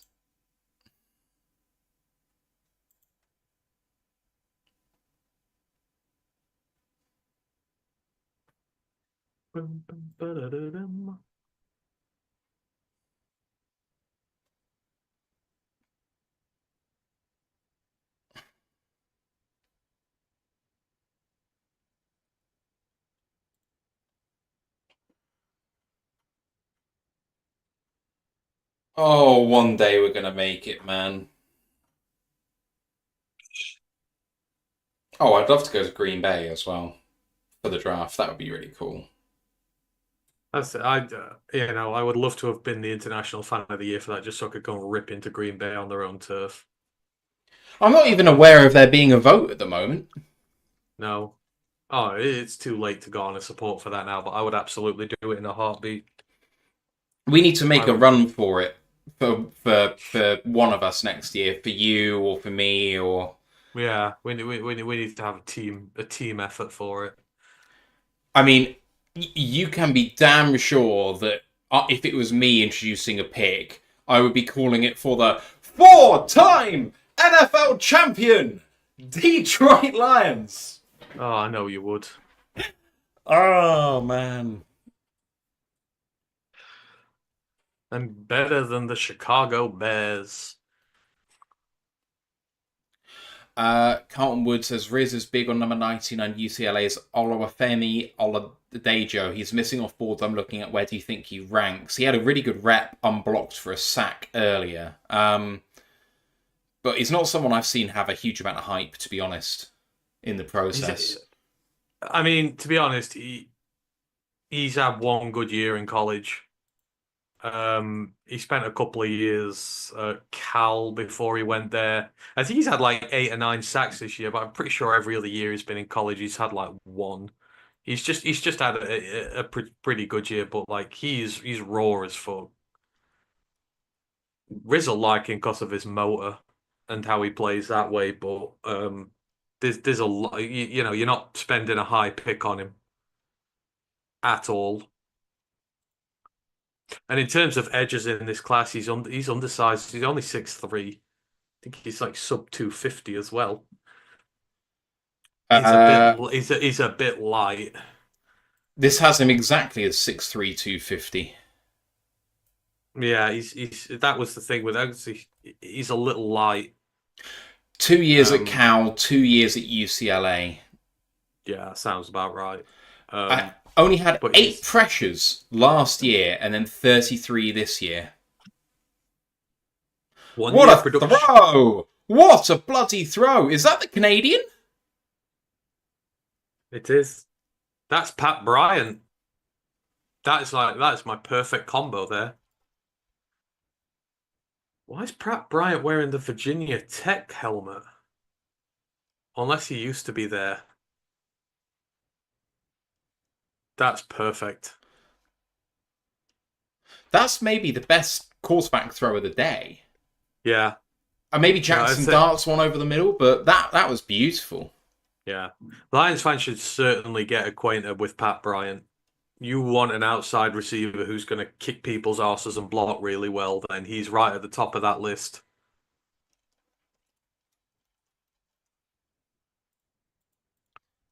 He's not afraid. Is really impressive, actually. He's not afraid. It's not the first time he's faced a defender in space and he's made a miss, or at least gotten a few yards out of it. I think Ryan reckoned he's going to be a top 20 pick in the CFL draft in a few months. He's quite highly regarded up there. I think you will see him go there first, and then he'll do what. Well, he'll not do what Stiggers did. He'll come from the CFL to the NFL at some point, just not via the draft. Oh, end around. Oh!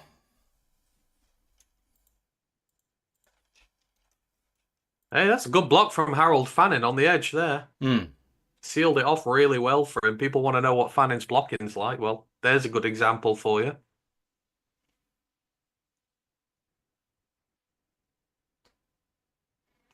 That was Carl Williams on the end around.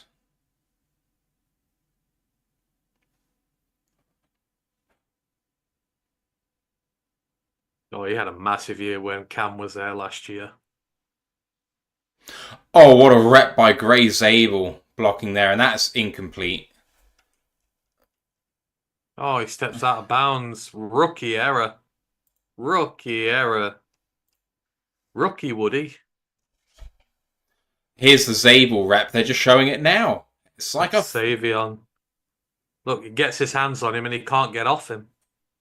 But he disengages as soon as he needs to. Yeah, no holding. Exactly. Perfect rep.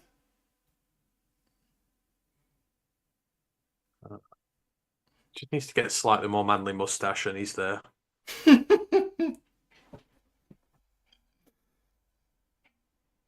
This is a very facial hair pro show. This is Ryan Fitzgerald. If he misses from here, then you'd be concerned. Uno. Drilled it. After such a good start, scoring 8 points on the very first possession, we've only scored 11 points in the next basically 3 quarters.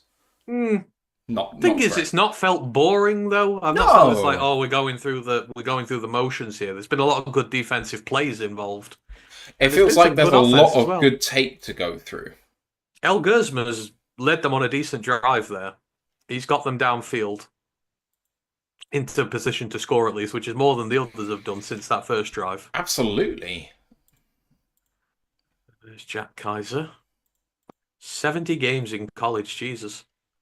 That'd make a decent NFL career, 70 games would. Yeah, right. I'm pretty sure Ryan said it was 70 games as a starter as well. I think he's played 75 altogether. Oh my God. Mike Green came in at 6'4", 251. I think Mike Yes. Green came Yep. in at. Agreed. So, but he's put on 15 pounds of pure. He's gone from 236 to 251, but it's pure muscle build. That's what people are a little concerned with, his size. But he's put muscle mass on, and he'll probably put a bit. They'll be surprised to see him at 260 by the time he hits his pro day, and he'll probably stick about there. Will that be his playing weight, though? I don't know what his playing weight will be. 240, I would have thought. Well, no, he'll keep the weight on. He's got to keep the weight on to show he can run block at the next level. 230 is too light. So, like, been in that area, you've got to get up to the. I think 250 is a good playing weight for him. But he's got the height in his side as well, so. Oh, Fitzgerald almost gave away another free kick out of bounds then. It's not ideal. It's not.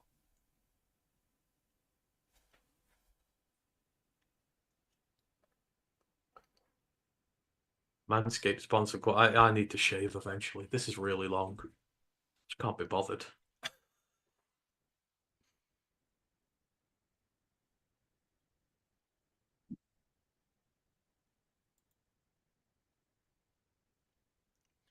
Grandeyes are out there singing Black Eyed Peas.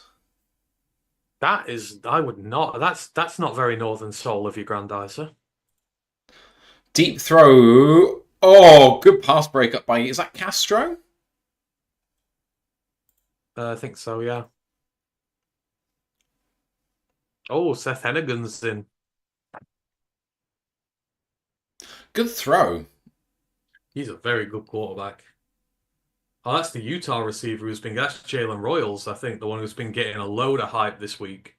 The receiver. That's a good play, that is.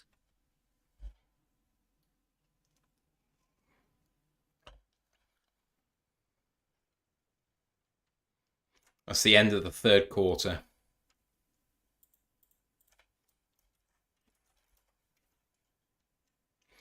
$15 to go. 11-8. One day we're going to go to this, man. Yeah, I need to do some college games as well. Hell, I just need to get over there full stop.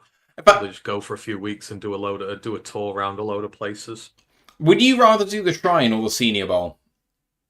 I'd rather do the Shrine Bowl. I thought you were going to say that. Let's do the Shrine Bowl.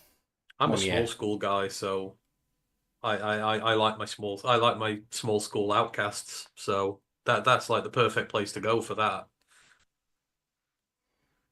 Everyone wants to go to the Senior Bowl, and it's like, meh, I don't really care.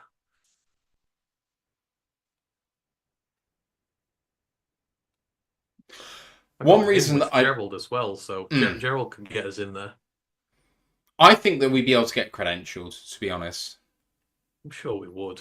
But one of the reasons why I'd love for you to get some of your stuff online is just because there's enough evidence of people this side of the pond, if they're involved in college football, getting paid to do it. Yeah. And I know that you are not necessarily dead set on your current career being your future career. And if you could do this for a living, properly, college stuff, I think you'd be my life, that would. You'd be absolutely in heaven. I'd be in my zone. So, like Ollie Hodgkinson with PFN, for example. Like, there is an example of them paying people to do it. So, if you could get your stuff online so people could actually read your prospect reviews, you know? Yeah. It's the way to do it. It's the way to monetize what you do.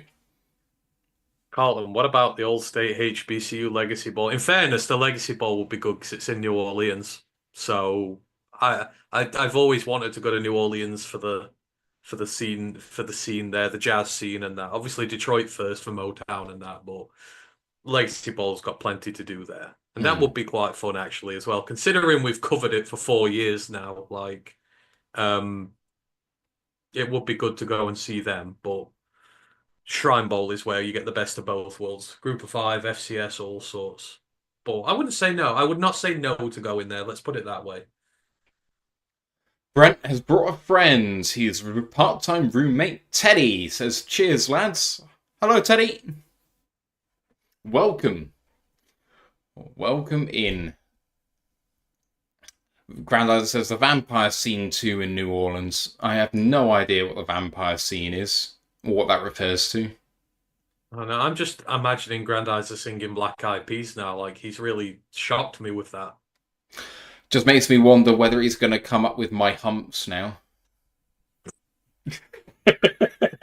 Dance into it as well. Oh, I don't know. Bit of London Bridge. Yeah, he'd like Fergie. Fergie did a song called London Bridge. It could be British and Black Eyed Peas at the same time. How come every time you come around my London Bridge, wanna get down like... I remember that. I don't know why that's in my head, but it is. Fergie was a weird one when we were growing up. She was hot, but you kind of felt guilty thinking she was hot. I don't know. Like, it felt wrong. She went... Yeah, it was weird for a minute. She went a bit chavtastic. Nothing wrong with that a bit, but obviously we had Fumble and recovery by the national team. That's Junior Tafuna again. What happened here? Just couldn't get the snap. And he's going to be down by contact. Oh yeah, it's a botch snap. Seth Hennigan. Oh, Seth. Can't be doing that, man. Mind you, again, that's the trouble a lot with these guys when they do this. Not that many guys play under center in college. No. So these type of handoffs, they're just not used to. That's why you see fumbling issues all the time. It does make you wonder why they don't do more under center stuff in college, but I guess, it's not really designed around it. And yet, that's a good throw it clearly works. Is that Harold Fanning? It is. See the stiff arm there just to keep his guy away from him. Nice route run, good hands, strong, gets past the first down marker, then gets himself out of harm's way. Just really good play there. Is that Tyler Shook back in, or whatever his name is? All shook up and no place to go. Yes, that's the Louisville Cardinals logo on his helmet. Hands off. Oh, nice tackle by number 10. It's off the edge. That's the... is that the Memphis edge?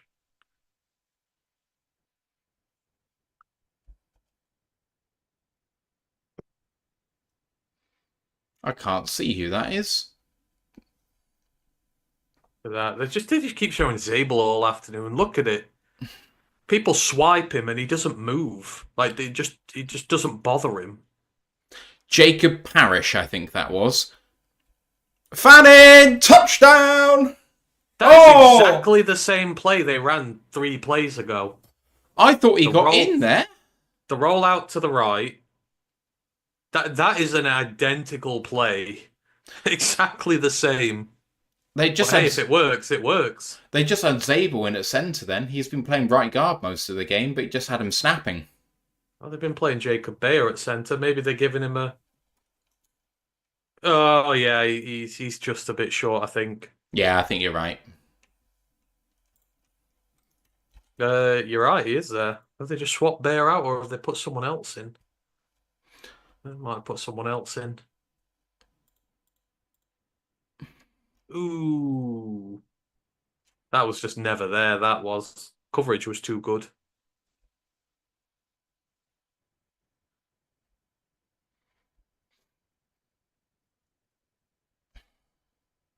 Yeah, really good in defense. Yeah. Number 13, Caleb Ransaw, again, Tulane. He's having a really good day. He is. Yeah, there's no way you can put that where you can grab it where it's not in danger. So Zabel at centre then had a really good block. Run it through him. He gashed over the gap. He's just Oh, pancaked someone. Jamal Pritchett, I think that is. You go back to that play, watch it. Zabel pancakes some poor fool on that. Jamal Pritchett. Yeah. He's the South Alabama receiver. He's wearing a VT helmet. Oh no, It's a great sorry. pass. Oh, it's the other. It's the other side. It's the other team. Sorry, Felton. Daquan Felt. Felton. Yeah. Yeah. Sorry, my bad. If they show that again, yeah, Zabel pancakes somebody. Going for Man, two the again. dude's. You know what? He's almost making me want us to use our 28 on him. Who is? Zabel. Yeah. Oh, shook What a to throw for the Noel. 2-point conversion. Jalen Noel. Noel? Noel? Cyclones. Yeah. Just Cyclones. Oh, Rocco's gonna. Rocco's lost his two best receivers. If Please, he has another good year next year, you are gonna be sick of hearing about the Bectical next year. He's made these two guys. please, can you call the recap show you do later on next week of this of yeah, you shook me all night long by Slade. Come on. You are not getting involved in that. Yeah, You are you not shook ruining me all night you are not ruining long. my titles for the college pod scene. It's Slade. What do you want? I'm pretty sure I've used a Tyler Shook joke before. I could be wrong. I don't Yeah, you know. probably have.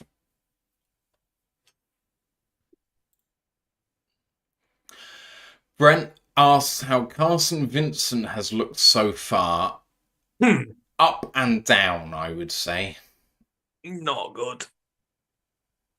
His practice week's been a lot better than his game week.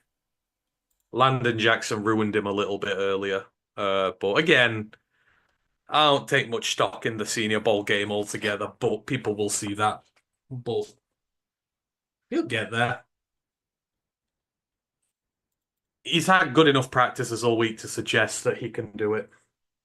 I'm surprised they've kept him out of tackle as well, but that is where he plays, so. And playing the blind side, it's the hardest spot. Like, he will not come up against a Landon Jackson in college every week.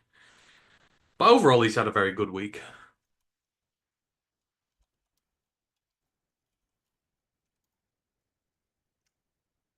Why did I think you shook me all night long with Slade? It is AC/DC. I'm being a fool. See, you know, you can't even get the. Yes. Grandizer, you have given me a couple of good titles the last few weeks. Yes, you have. Thank you, Carlton. Dan would have hated you for that. Really? Why? Motor City Dan Campbell, he's an AC/DC fan, and you're misappropriating songs by his band. Yes, yes. Good point. Sorry, when you said Dan, I thought you meant LNU Dan. Oh, no. I don't know Or why. Dan Pask, or Dan. all the Dans we know.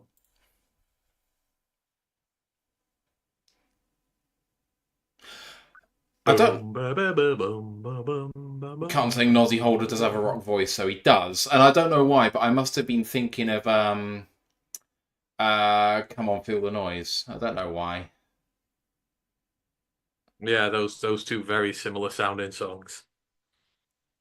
They're quite similar sounding. Don't ever insult Metallica, or that'll be the end of days. Metallica are one of my favourite bands ever, so that's not going to happen. Metallica 1, the video especially, one of the greatest things I've ever seen in my life. Right, let's see whether Pat Fitzgerald can actually keep a kick inbounds. See, the Enter Sandman thing will always be the greatest college football tradition in history. I want to go to Blacksburg just for that alone. That is on my bucket list. Oh, here he is, Brashard Smith, the SMU running back. Oh, Yes. he's gone. Man's gone. Oh, that's close. Oh, Great he's return. explosive. He is so good, Brashard Smith is. You get him a lane and he'll punish you. Just look at that. Look at the sharp step inside. Like, oop, oop, gone. Stutter. Really impressive. He's not had much chance in the run game, so that's how you go. How you show your value. It is. Give him a couple of carries now. Although Ollie Gordon's got quite a lot of the work here. Oh!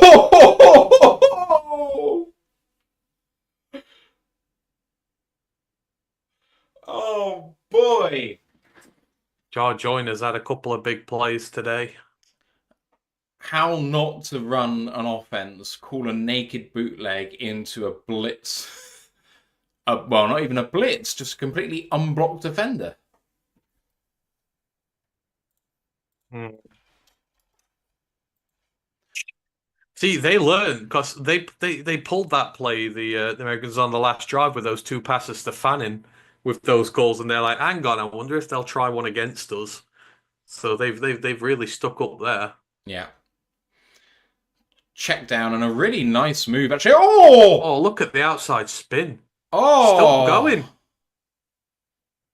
Hunter, number 27. It's Jarquez Hunter, the running back. Injury. Oh no. Karenny Reed.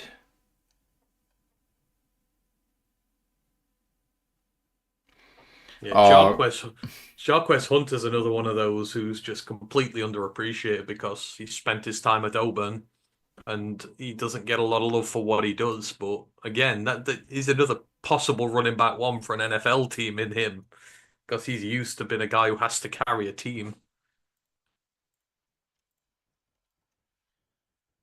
I didn't actually recognise who's down injured there. Kareem Reed, Yeah.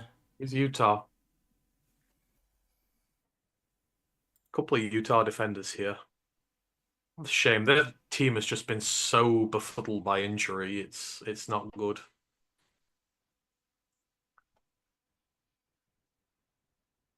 Atomic Rooster. I do not know that, Grandizer. Glamrock. I do not know any Glamrock streamers, unfortunately, Grandizer.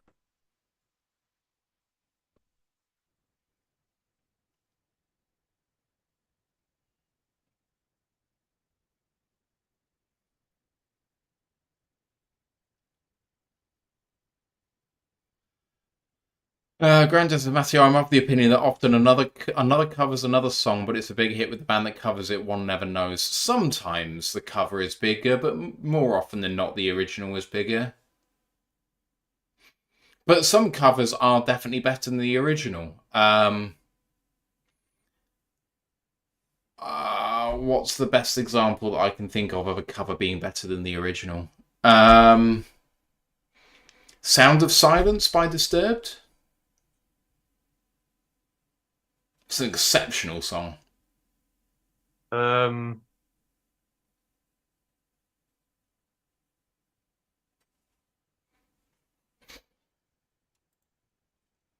I mean, Hurt would probably be the main example. Johnny Cash took it off 9 Inch Nails. I mean, I like the 9 Inch Nails version, but the Johnny Cash one is just like synonymous.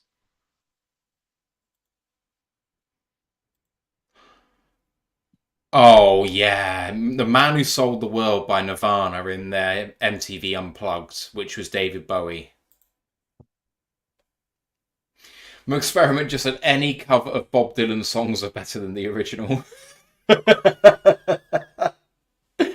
Oh, is he referring fucking All Along the Watchtower? That's much better cover than the original.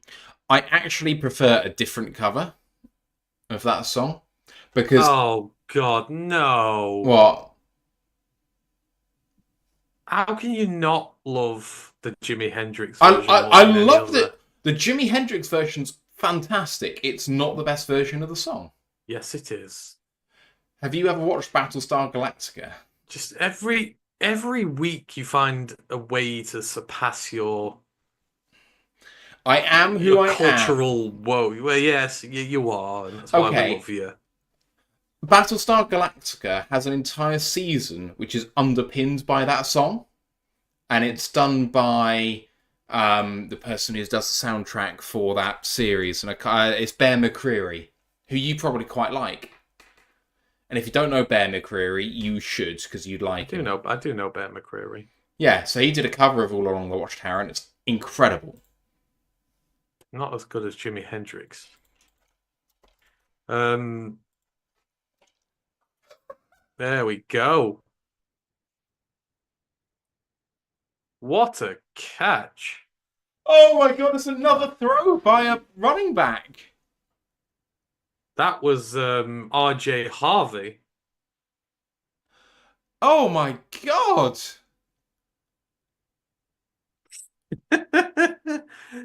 Oh, Ben Johnson's going to be going crazy at this. Oh, look, and you can see DB's like shit. Oh, You see how he turns back around like, oh fuck, no, yeah. yeah, he's gone, he's gone. These Fel- are really precision throws as well. Felton sold the block for the run so well before turning upfield.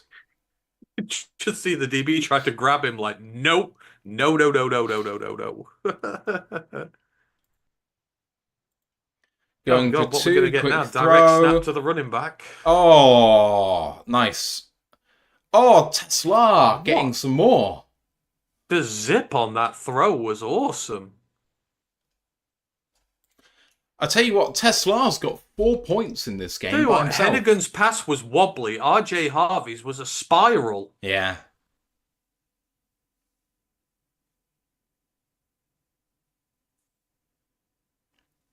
If I'm a DB in this game now, I'm like, screw it. I'm not doing run defense. I'm staying back here. Come to me and I'll tackle you. I'm not getting sold out by these flea flickers. McExperiment says Hallelujah by Jeff Buckley is better than Leonard Cohen's. House of the Rising Sun is a cover as well. I know that much. Marcus says In the Air Tonight on Sunday Night Football is better than Phil Collins. Right, we are going to fall out here. No, no, no, no, no, no. We will have no Phil Collins slander on this forum, thank you. I love Phil Collins, so you won't hear anything from me about I that. do. I was there second night when he came out of retirement at Royal Albert Hall. I was there. I was like a giddy schoolchild because I never thought I'd get to see him live. Mm. And it's one of the funnest gigs I've ever been to in my life. It's a cool version, don't get me wrong, but nah, it does not surpass the original.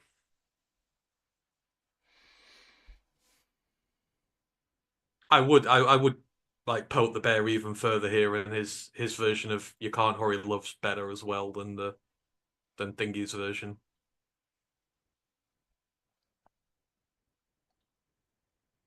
But yeah, we will have no Phil Collins slander in this building. Thank you. Oh, so we get to find out that Jared Goff is the MVP on Thursday. Excellent. Oh, I would love to. The fact that he's even made the final is something. Yeah.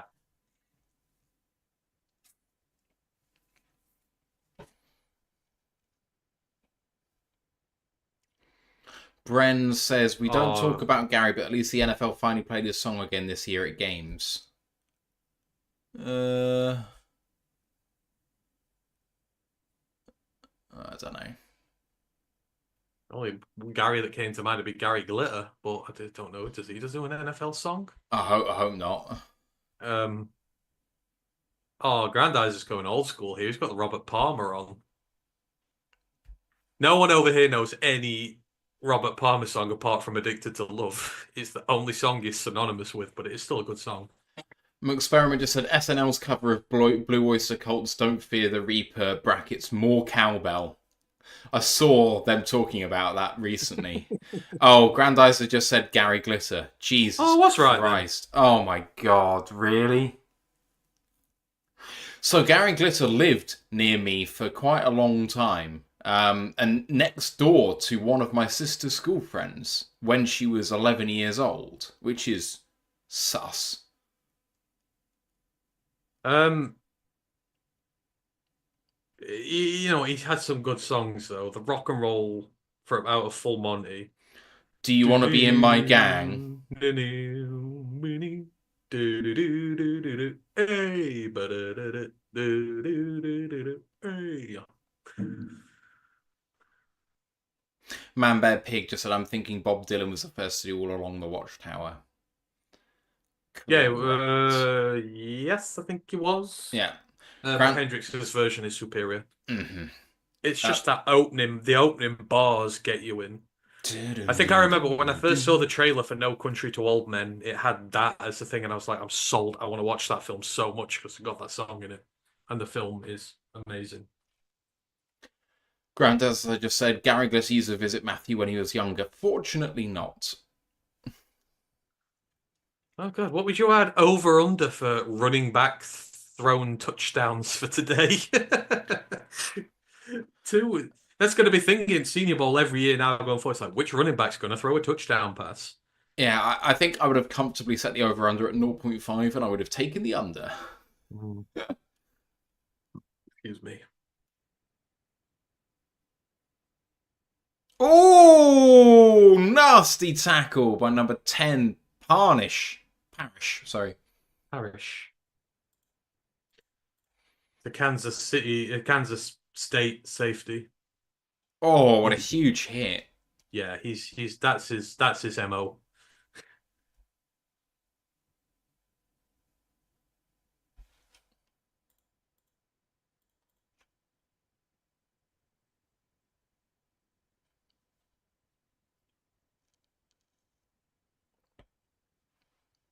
Just under 9 minutes to go in the game.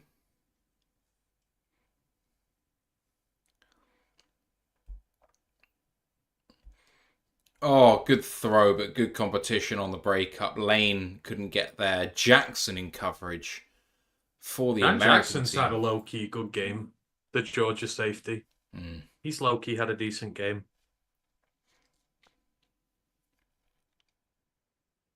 Watch him. Watching the yeah. QB.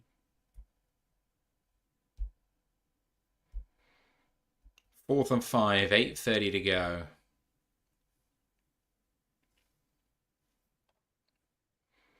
Punt unit out there. Yeah, the Gary Glitter's got the same problem as Lost Profits, don't they? Can I ever listen to Lost Profits again? Probably not. I want to say what's the problem with the Lost Profits? I don't remember what their issue was. Their lead singer got done for the same thing Gary Glitter got done for. Oh, he did, didn't he? Unfortunately, because I loved Shinobi versus Dragon Ninja specifically. Mm, Chance for the American team to drive down the field for a go-ahead score.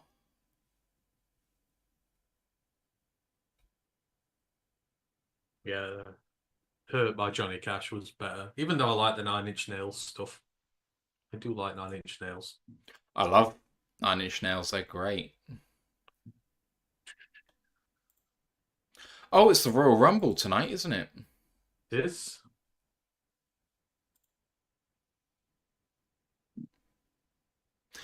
Not I pay tell per you day. what, Jalen. I used to have NFL. I used to have WWE Network. I used to watch it all the time.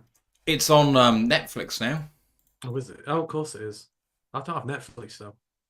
I can get a day pass with it. I might get the day pass for it because I always do enjoy the Rumble. Rumble's great. Mm. I tell you what, Jalen Milrow has. I bet he wished he didn't turn up this week. He's not had a good day. He's not had a good week by all accounts. No, he's not. This is why don't believe anyone who says he's not a first round talent. Pure and simple, he's not a first round talent. Buyer beware. The only reason he's valued so high is because when people see what someone like Lamar, they can run around and that, oh my God, they're going to be great. Like, don't just temper it. He should go where Matt Corral went a few years ago in like the 70s or 80s, and that is where he should go. Oh, they bought Brashard Smith in. Come on, let's give him some carry. Oh, 3rd and 12. They're not going to give him a carry from here.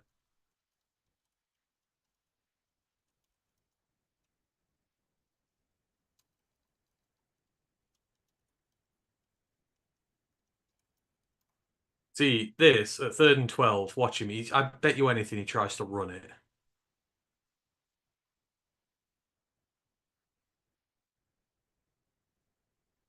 Oh, no.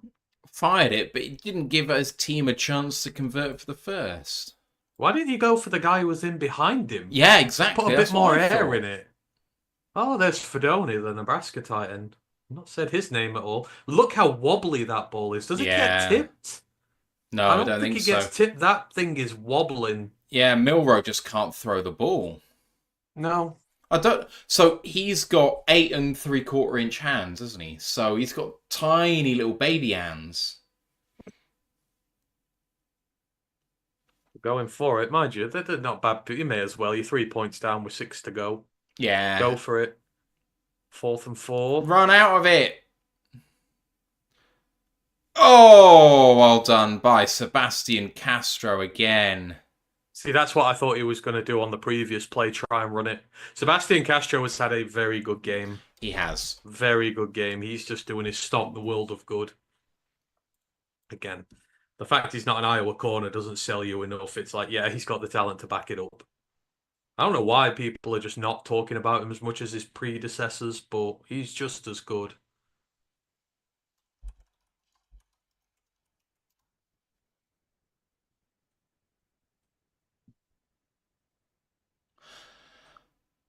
Grandizer, I've tried consciously to not listen to anything Gary Glitter related since everything happened, which has been basically for the entirety of my life. So I have tried to avoid him. See, the way I look at things, if I couldn't listen to stuff or watch stuff done by people who have like do things that I do not agree with and stuff like that, then your list of things you can do in life will be very short. I think you've got to try and separate them somewhere, I think. But I guess it depends what you think questionable is and what you're prepared to tolerate. Because if it was. Yeah, but it's just like saying someone who thinks drugs is a terrible thing. Like, well, you could never listen to music if you wouldn't do Well, people who sure, but were I'm not going to worry addicted to about drugs that. and But stuff. but but there's a difference between taking drugs and Oh fucking yeah, I just mean kids. in Like, general though. If it depends where you draw your line, but you've got to be careful. Like, you can't just oh, completely blacklist some stuff out. lovely play by number 6 on the American team, James.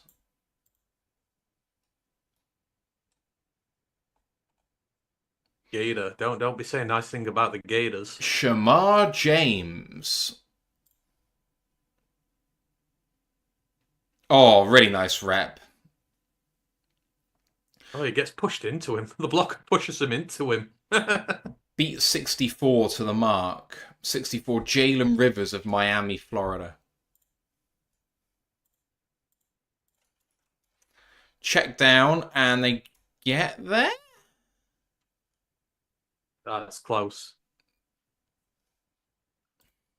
Baishul, my man. You know what? He's doing himself all right in this. He's caught most of the stuff that's come his way. You show you're a good receiver. He's more than good enough as a running back. They're talking about Toto now in the chat. My boss is going to watch Toto on Monday. Pretty cool, isn't it? I really like Toto. I Is it love still the Toto. original lineup? Think so, yeah. Play action, check down. Incomplete! What a play by number 20. Flag for a late hit. That's Jack Kaiser, I think. Yes, it is. You can tell by the gold Notre Dame helmet. Late hit for roughing the passer on El Gesma. By number 14.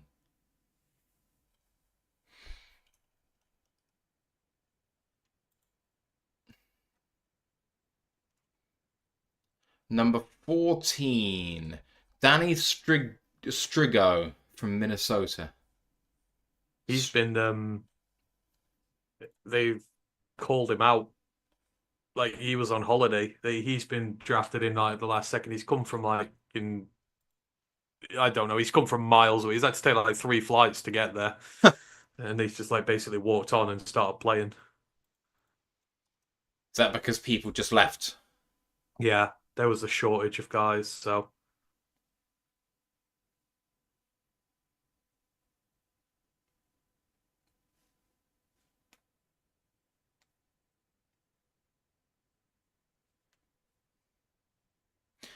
Under 3 minutes to go.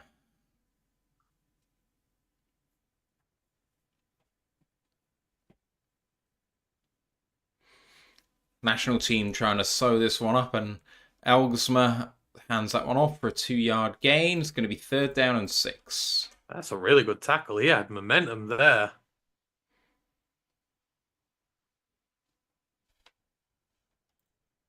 That's Tim Smith, the Alabama tackle.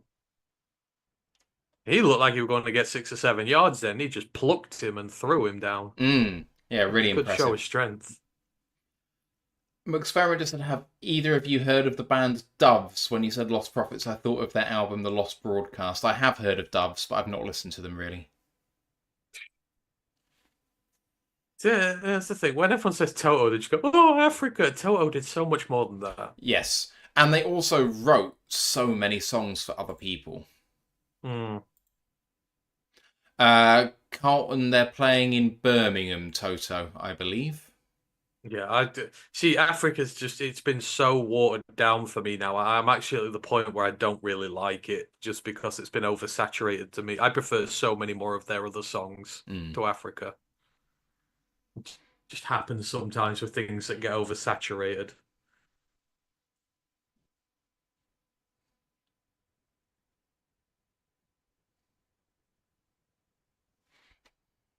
No, Endless is the best song by Toto, but Hold the Line is good.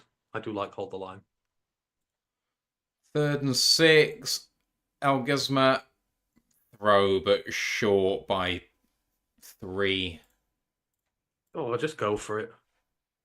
Xavier Restrepo. It's been a bit quiet since a lively start. Bears are hiring Eric Bieniemy as running backs coach. What, as in former chief Former Eric chief Bieniemy? and now former UCLA Wow, OC. what a fall from fame. Been Andy Reid's offensive coordinator to been Ben Johnson's running backs coach. Say running back coach? Destination unknown, known, known.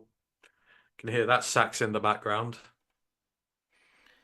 Yeah, Bears are hiring former UCLA assistant head coach and OC Eric Bieniemy as their running backs coach. Oh, they're all going to start creaming themselves now. Oh, look at the staff we've got. He's not exactly. Who is.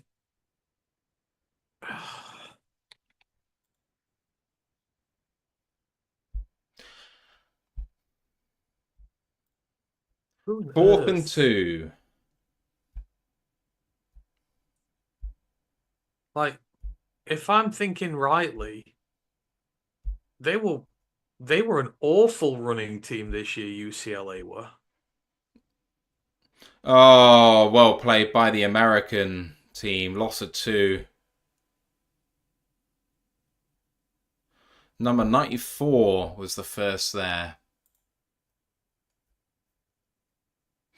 RJ Oben of Notre Dame. Such a good player when he was at Duke and then he transferred there, made a right mistake. Yeah, UCLA, their yards per attempt this year, 3.2 Oh, running the football. and he was OC. Yeah. They were not a good team this year. They were a poor team this year. That's not a good hire. He's on the downward trajectory. What's he gonna do? Coach a broken DeAndre Swift? False start to start. And I know you don't like PFF grades, but do you want to hazard a guess at the highest grade on offense for UCLA last year. Just the highest overall grade on the season. I don't think I could tell you a single player on UCLA's. Hang on. I mean, I can't even. So Ethan Garbers was the quarterback. He was fucking useless. I don't He know was the who fourth highest graded player on the team. I don't know who their running back was. They didn't have a star receiver. I'm gonna have to assume it's one of their. Never What mind, was never it? mind who it was. Just guess what the grade was. The highest grade they had. Oh, I reckon it'd be something like 70 or something like that. I don't think it'd be very high, and I would take a guess it would be some form of O lineman It because I is a can't wide think. receiver, and it's 74.3 Bloody hell, is their highest of they were like. rough. And you'd think someone who took like 10 snaps and just had 10 good snaps would have the highest and have like an 80 or something, but no. The Good highest Lord. graded player is called Logan Lawyer. Yeah, they made a really they had Dante Moore in their system, and they ended up with Ethan Garbers. Oh! Seam throw! That's a good catch. CJ Dupree, the tight end. What a catch for a tight end, eh? There, So run through the run through the contact. the lead running back for UCLA was TJ Harden. Nope, no idea. He was their third highest graded player. And to be honest, I could probably tell you the lead running backs from three-quarters of college teams, roughly, because you at least hear about them. That UCLA team was rank this year. It was shit. As someone who has a Absolutely bit of a weakness for rank. UCLA, they were very bad. But on defense, they were good. Just offense Defensively, was they're awful. awesome. Say you put UCLA, it's the same with Utah this last couple of years. You put Utah's defense with a top level offense, they win a natty. UCLA defense could win a natty. Mm. Just needs a good offense. It doesn't have one. Yeah, he's a yeah. Them getting the enemy, they have been rank this year, so I would not put anything into that at all. He's just a sob story now. Mm.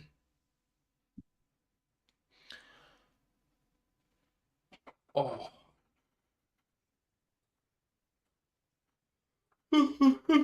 Excuse me. Jesus Christ.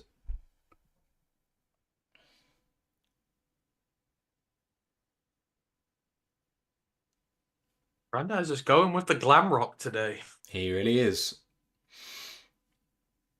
Let's say glam rock is really is not my forte. I like glam rock, but I don't listen to it a huge amount.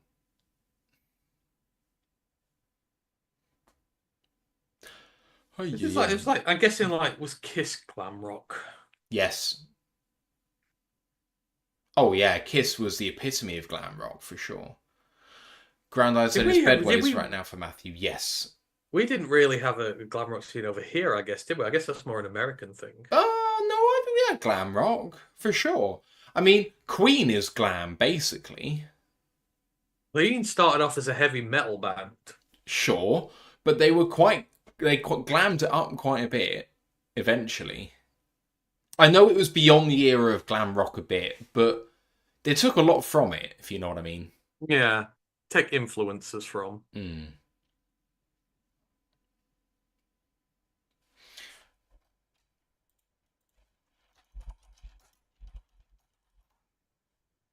Thank you, Carlton. Yes, we are way too young for glam rock.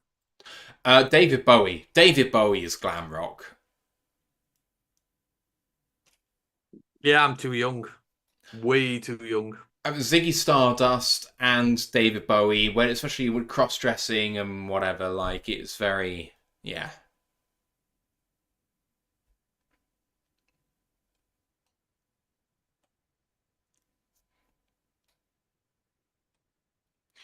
Oh, the Sweet.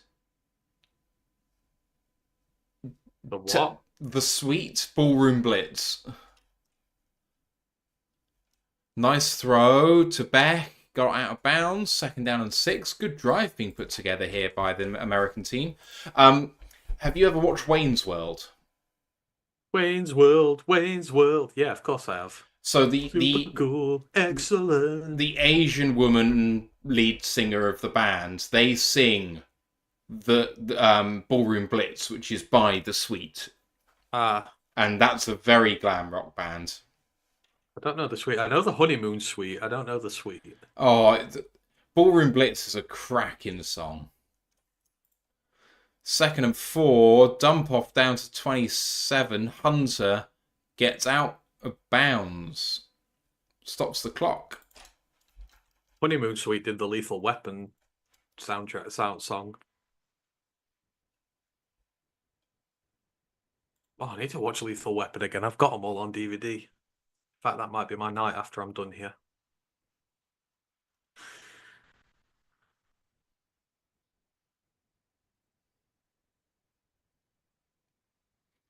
39 yards to go, 149 left on the clock. Fake handoff, looking deep, looking for a crosser. Got him! Down at the 20, in bounds. It's Tesla again. You want to say Tesla, don't you? I listened to Jeff Risdon say very specifically, because he's from Southwest Michigan and it's all Dutch country there.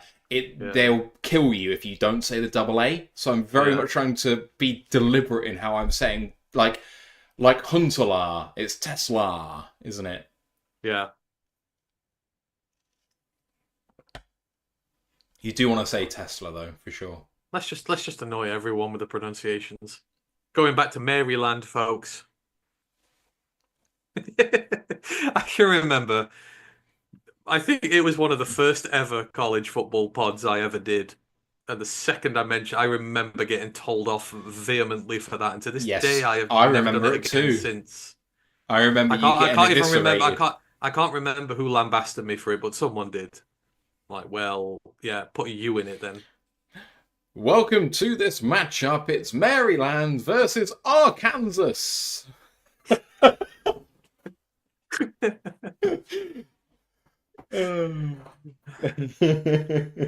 Gotta say Kansas City, can't just say Kansas. Like, for God's sake.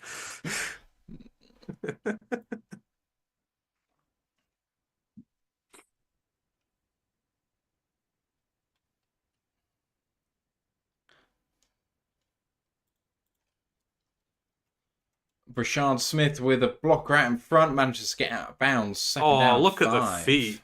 Feet is so good. Followed his block really well. DeAndre Swift.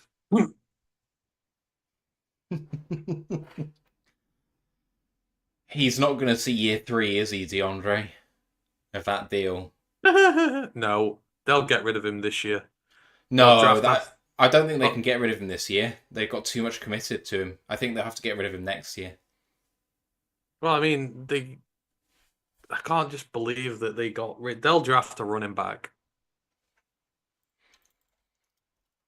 Be like the 4th time they've drafted a running back in the last 4 years.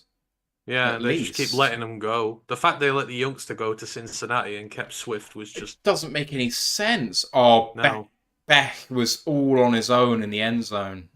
Yeah, he'd always go into his check down though. Brashard Smith with another catch and first down. He's getting a good look in at the end of this game. Go on, Seth Hennigan. Make a play. First down and goal from the 8 for the win. Nationals should be using their timeout here. Give them a bit of time. They had the clock reset.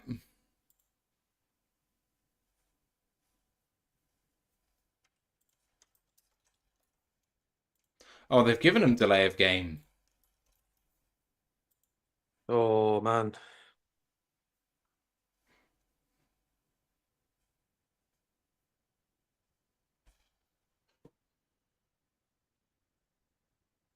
Mile Marker says, and a year plus ago, I jumped on you for saying Kansas instead of Kansas City, but I lived there, so I'm more sensitive about it. Yeah, he probably was. I remember making that error. I remember, though, I only make them once. Check down. Oh, and it doesn't get out of bounds.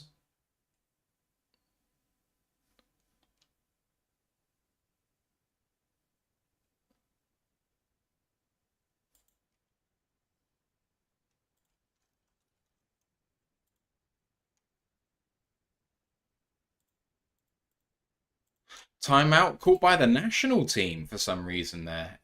You need to with you know you want to give your son a chance at the end.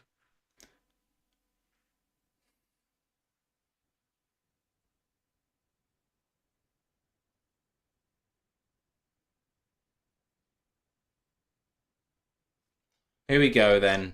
Second down and goal from the 13. Takes a snap, 2-step drop pressure coming over the middle. Check down. Doesn't get out of his break particularly quickly. Third down and goal from the 4. You've got to get up and snap this quick. Jarquez Hunter again. He's been Hunter and Brashard Smith have taken most of the receptions on this drive. Oh, they got the jump. They got the jump.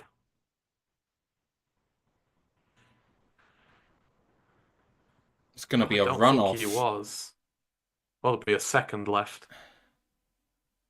Neutral zone infraction, so there won't be a runoff. That's the UCLA edge. Third down and goal from the 2. 11 Carson, seconds. Oh, Carson Vincent just goes, this guy. Go get him. Grandeye says, too bad we don't get enough general streams with you blokes during the off-season and ask you blokes anything. We could definitely do that in the dead time, in like May, June time, for sure. Yeah, we will do that for sure. Third down and goal from the 2.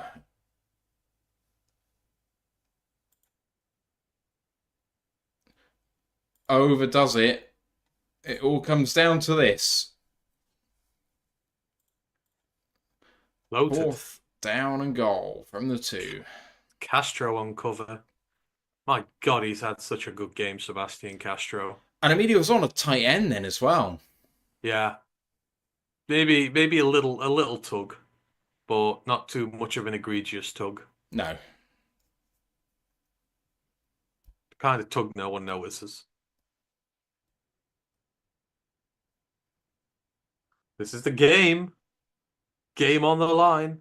3-point game, fourth down, 7 seconds left. Roll out by Hennigan. Chuck. Oh, touchdown! Oh, What of a course finish! it would be. Besh. Walk off touchdown for Besh. Like a fine bechamel sauce, that must taste delightful.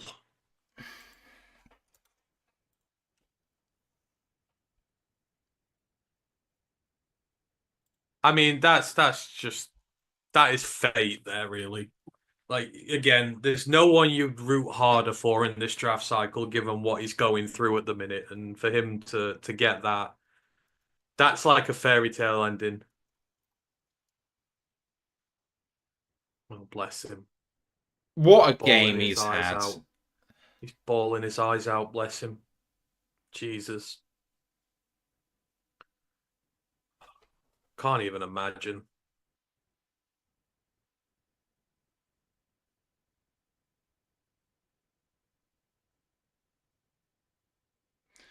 Oh man, I feel for him so much. Yeah. This just feels like it's going to be something though that he's going to use to fuel him through this entire thing. Like this is going to propel him. I want him. I want him. Do well. It'll be Savor the flavor says, wow, any time left? Unfortunately not. That's it. Says fun stuff. Fourth down game on the line. That's football. This was a really fun game, man. 22-19. Yeah, I've enjoyed it a lot. There's been some good offense, some good defense. Two running back thrown touchdowns. You had the special teams getting a little bit crazy in there. Yeah, it's been It's been a lot more enjoyable than the last couple I have. I'm not gonna lie.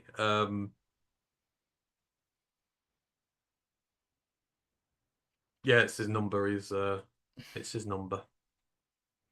So who are your play? Who's your player of the day, and who are your favourite players? Who's up their stock tonight? Oh, who's up there as well? Jack Besh has definitely uplifted his stock a Yeah, lot today. Again, he's shown up a good showing with a lot of good touches in this game.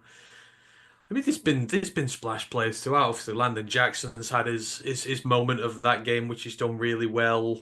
Um, I'd say RJ Harvey's done a few bits. Yeah, Ollie Gordon's done quite well as well. Darius Alexander early on had some good plays. He did what he needed to when he did. Sebastian Castro has had a great game in the secondary. The Tulane corners have played really well too. Yeah, Caleb Some Ranshaw was great, they've had some good plays in there. Um, and there's Pat Bryant's Peebles. Pat Bryant's had a couple of good catches in there as well. He's Hmm. shown his downfield threat. Um, I mean, I I'd think say Seth Hennigan has put himself in draftable territory. Seth Hennigan always was, but he's done himself there, and Taylor as well. The Canadian quarterbacks look pretty good. El Gersma has looked good under pressure. He's made some good throws. He's certainly not done himself any harm. I mean, the odds are he's still going to go to Canada to start with, but I think he's shown that he can hang. Yeah, I And think so too. again, I would hope they will give him a combine invite because Stigger's never got a Yeah, combine he got invite. snubbed, didn't he? I would hope let El Gersma go to the combine, let him interview, let him show his athleticism, what he can do, and give him a chance to do it with the very best there. Mm. So I would hope they give him that opportunity. A few other players, Junior Tafuna of Utah had a unbelievable game, and the best player on the field all day was Gray Zabel. Grace Abel's had a really good game. Yeah.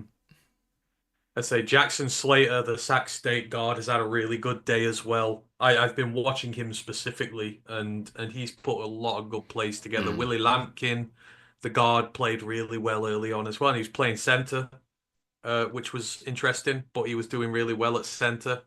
Some of these interior offensive linemen have really done their stock a lot of good today. Jaw Joyner, the Minnesota edge, he's had a really good game. He's made a couple of big splash plays as well, but he's set the edge well. Like the Minnesota guys are coming.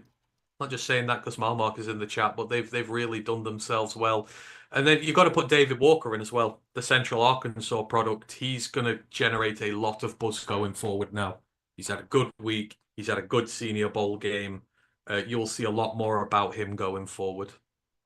That swim move to destroy Clay Webb was, and I love Clay Webb. Clay Webb's a damn good guard. Nobody gets the better of him like that too often, and he Mm. just absolutely wrecked him. He did. I've said all my guys, so Is there anyone else who I want to give love to? I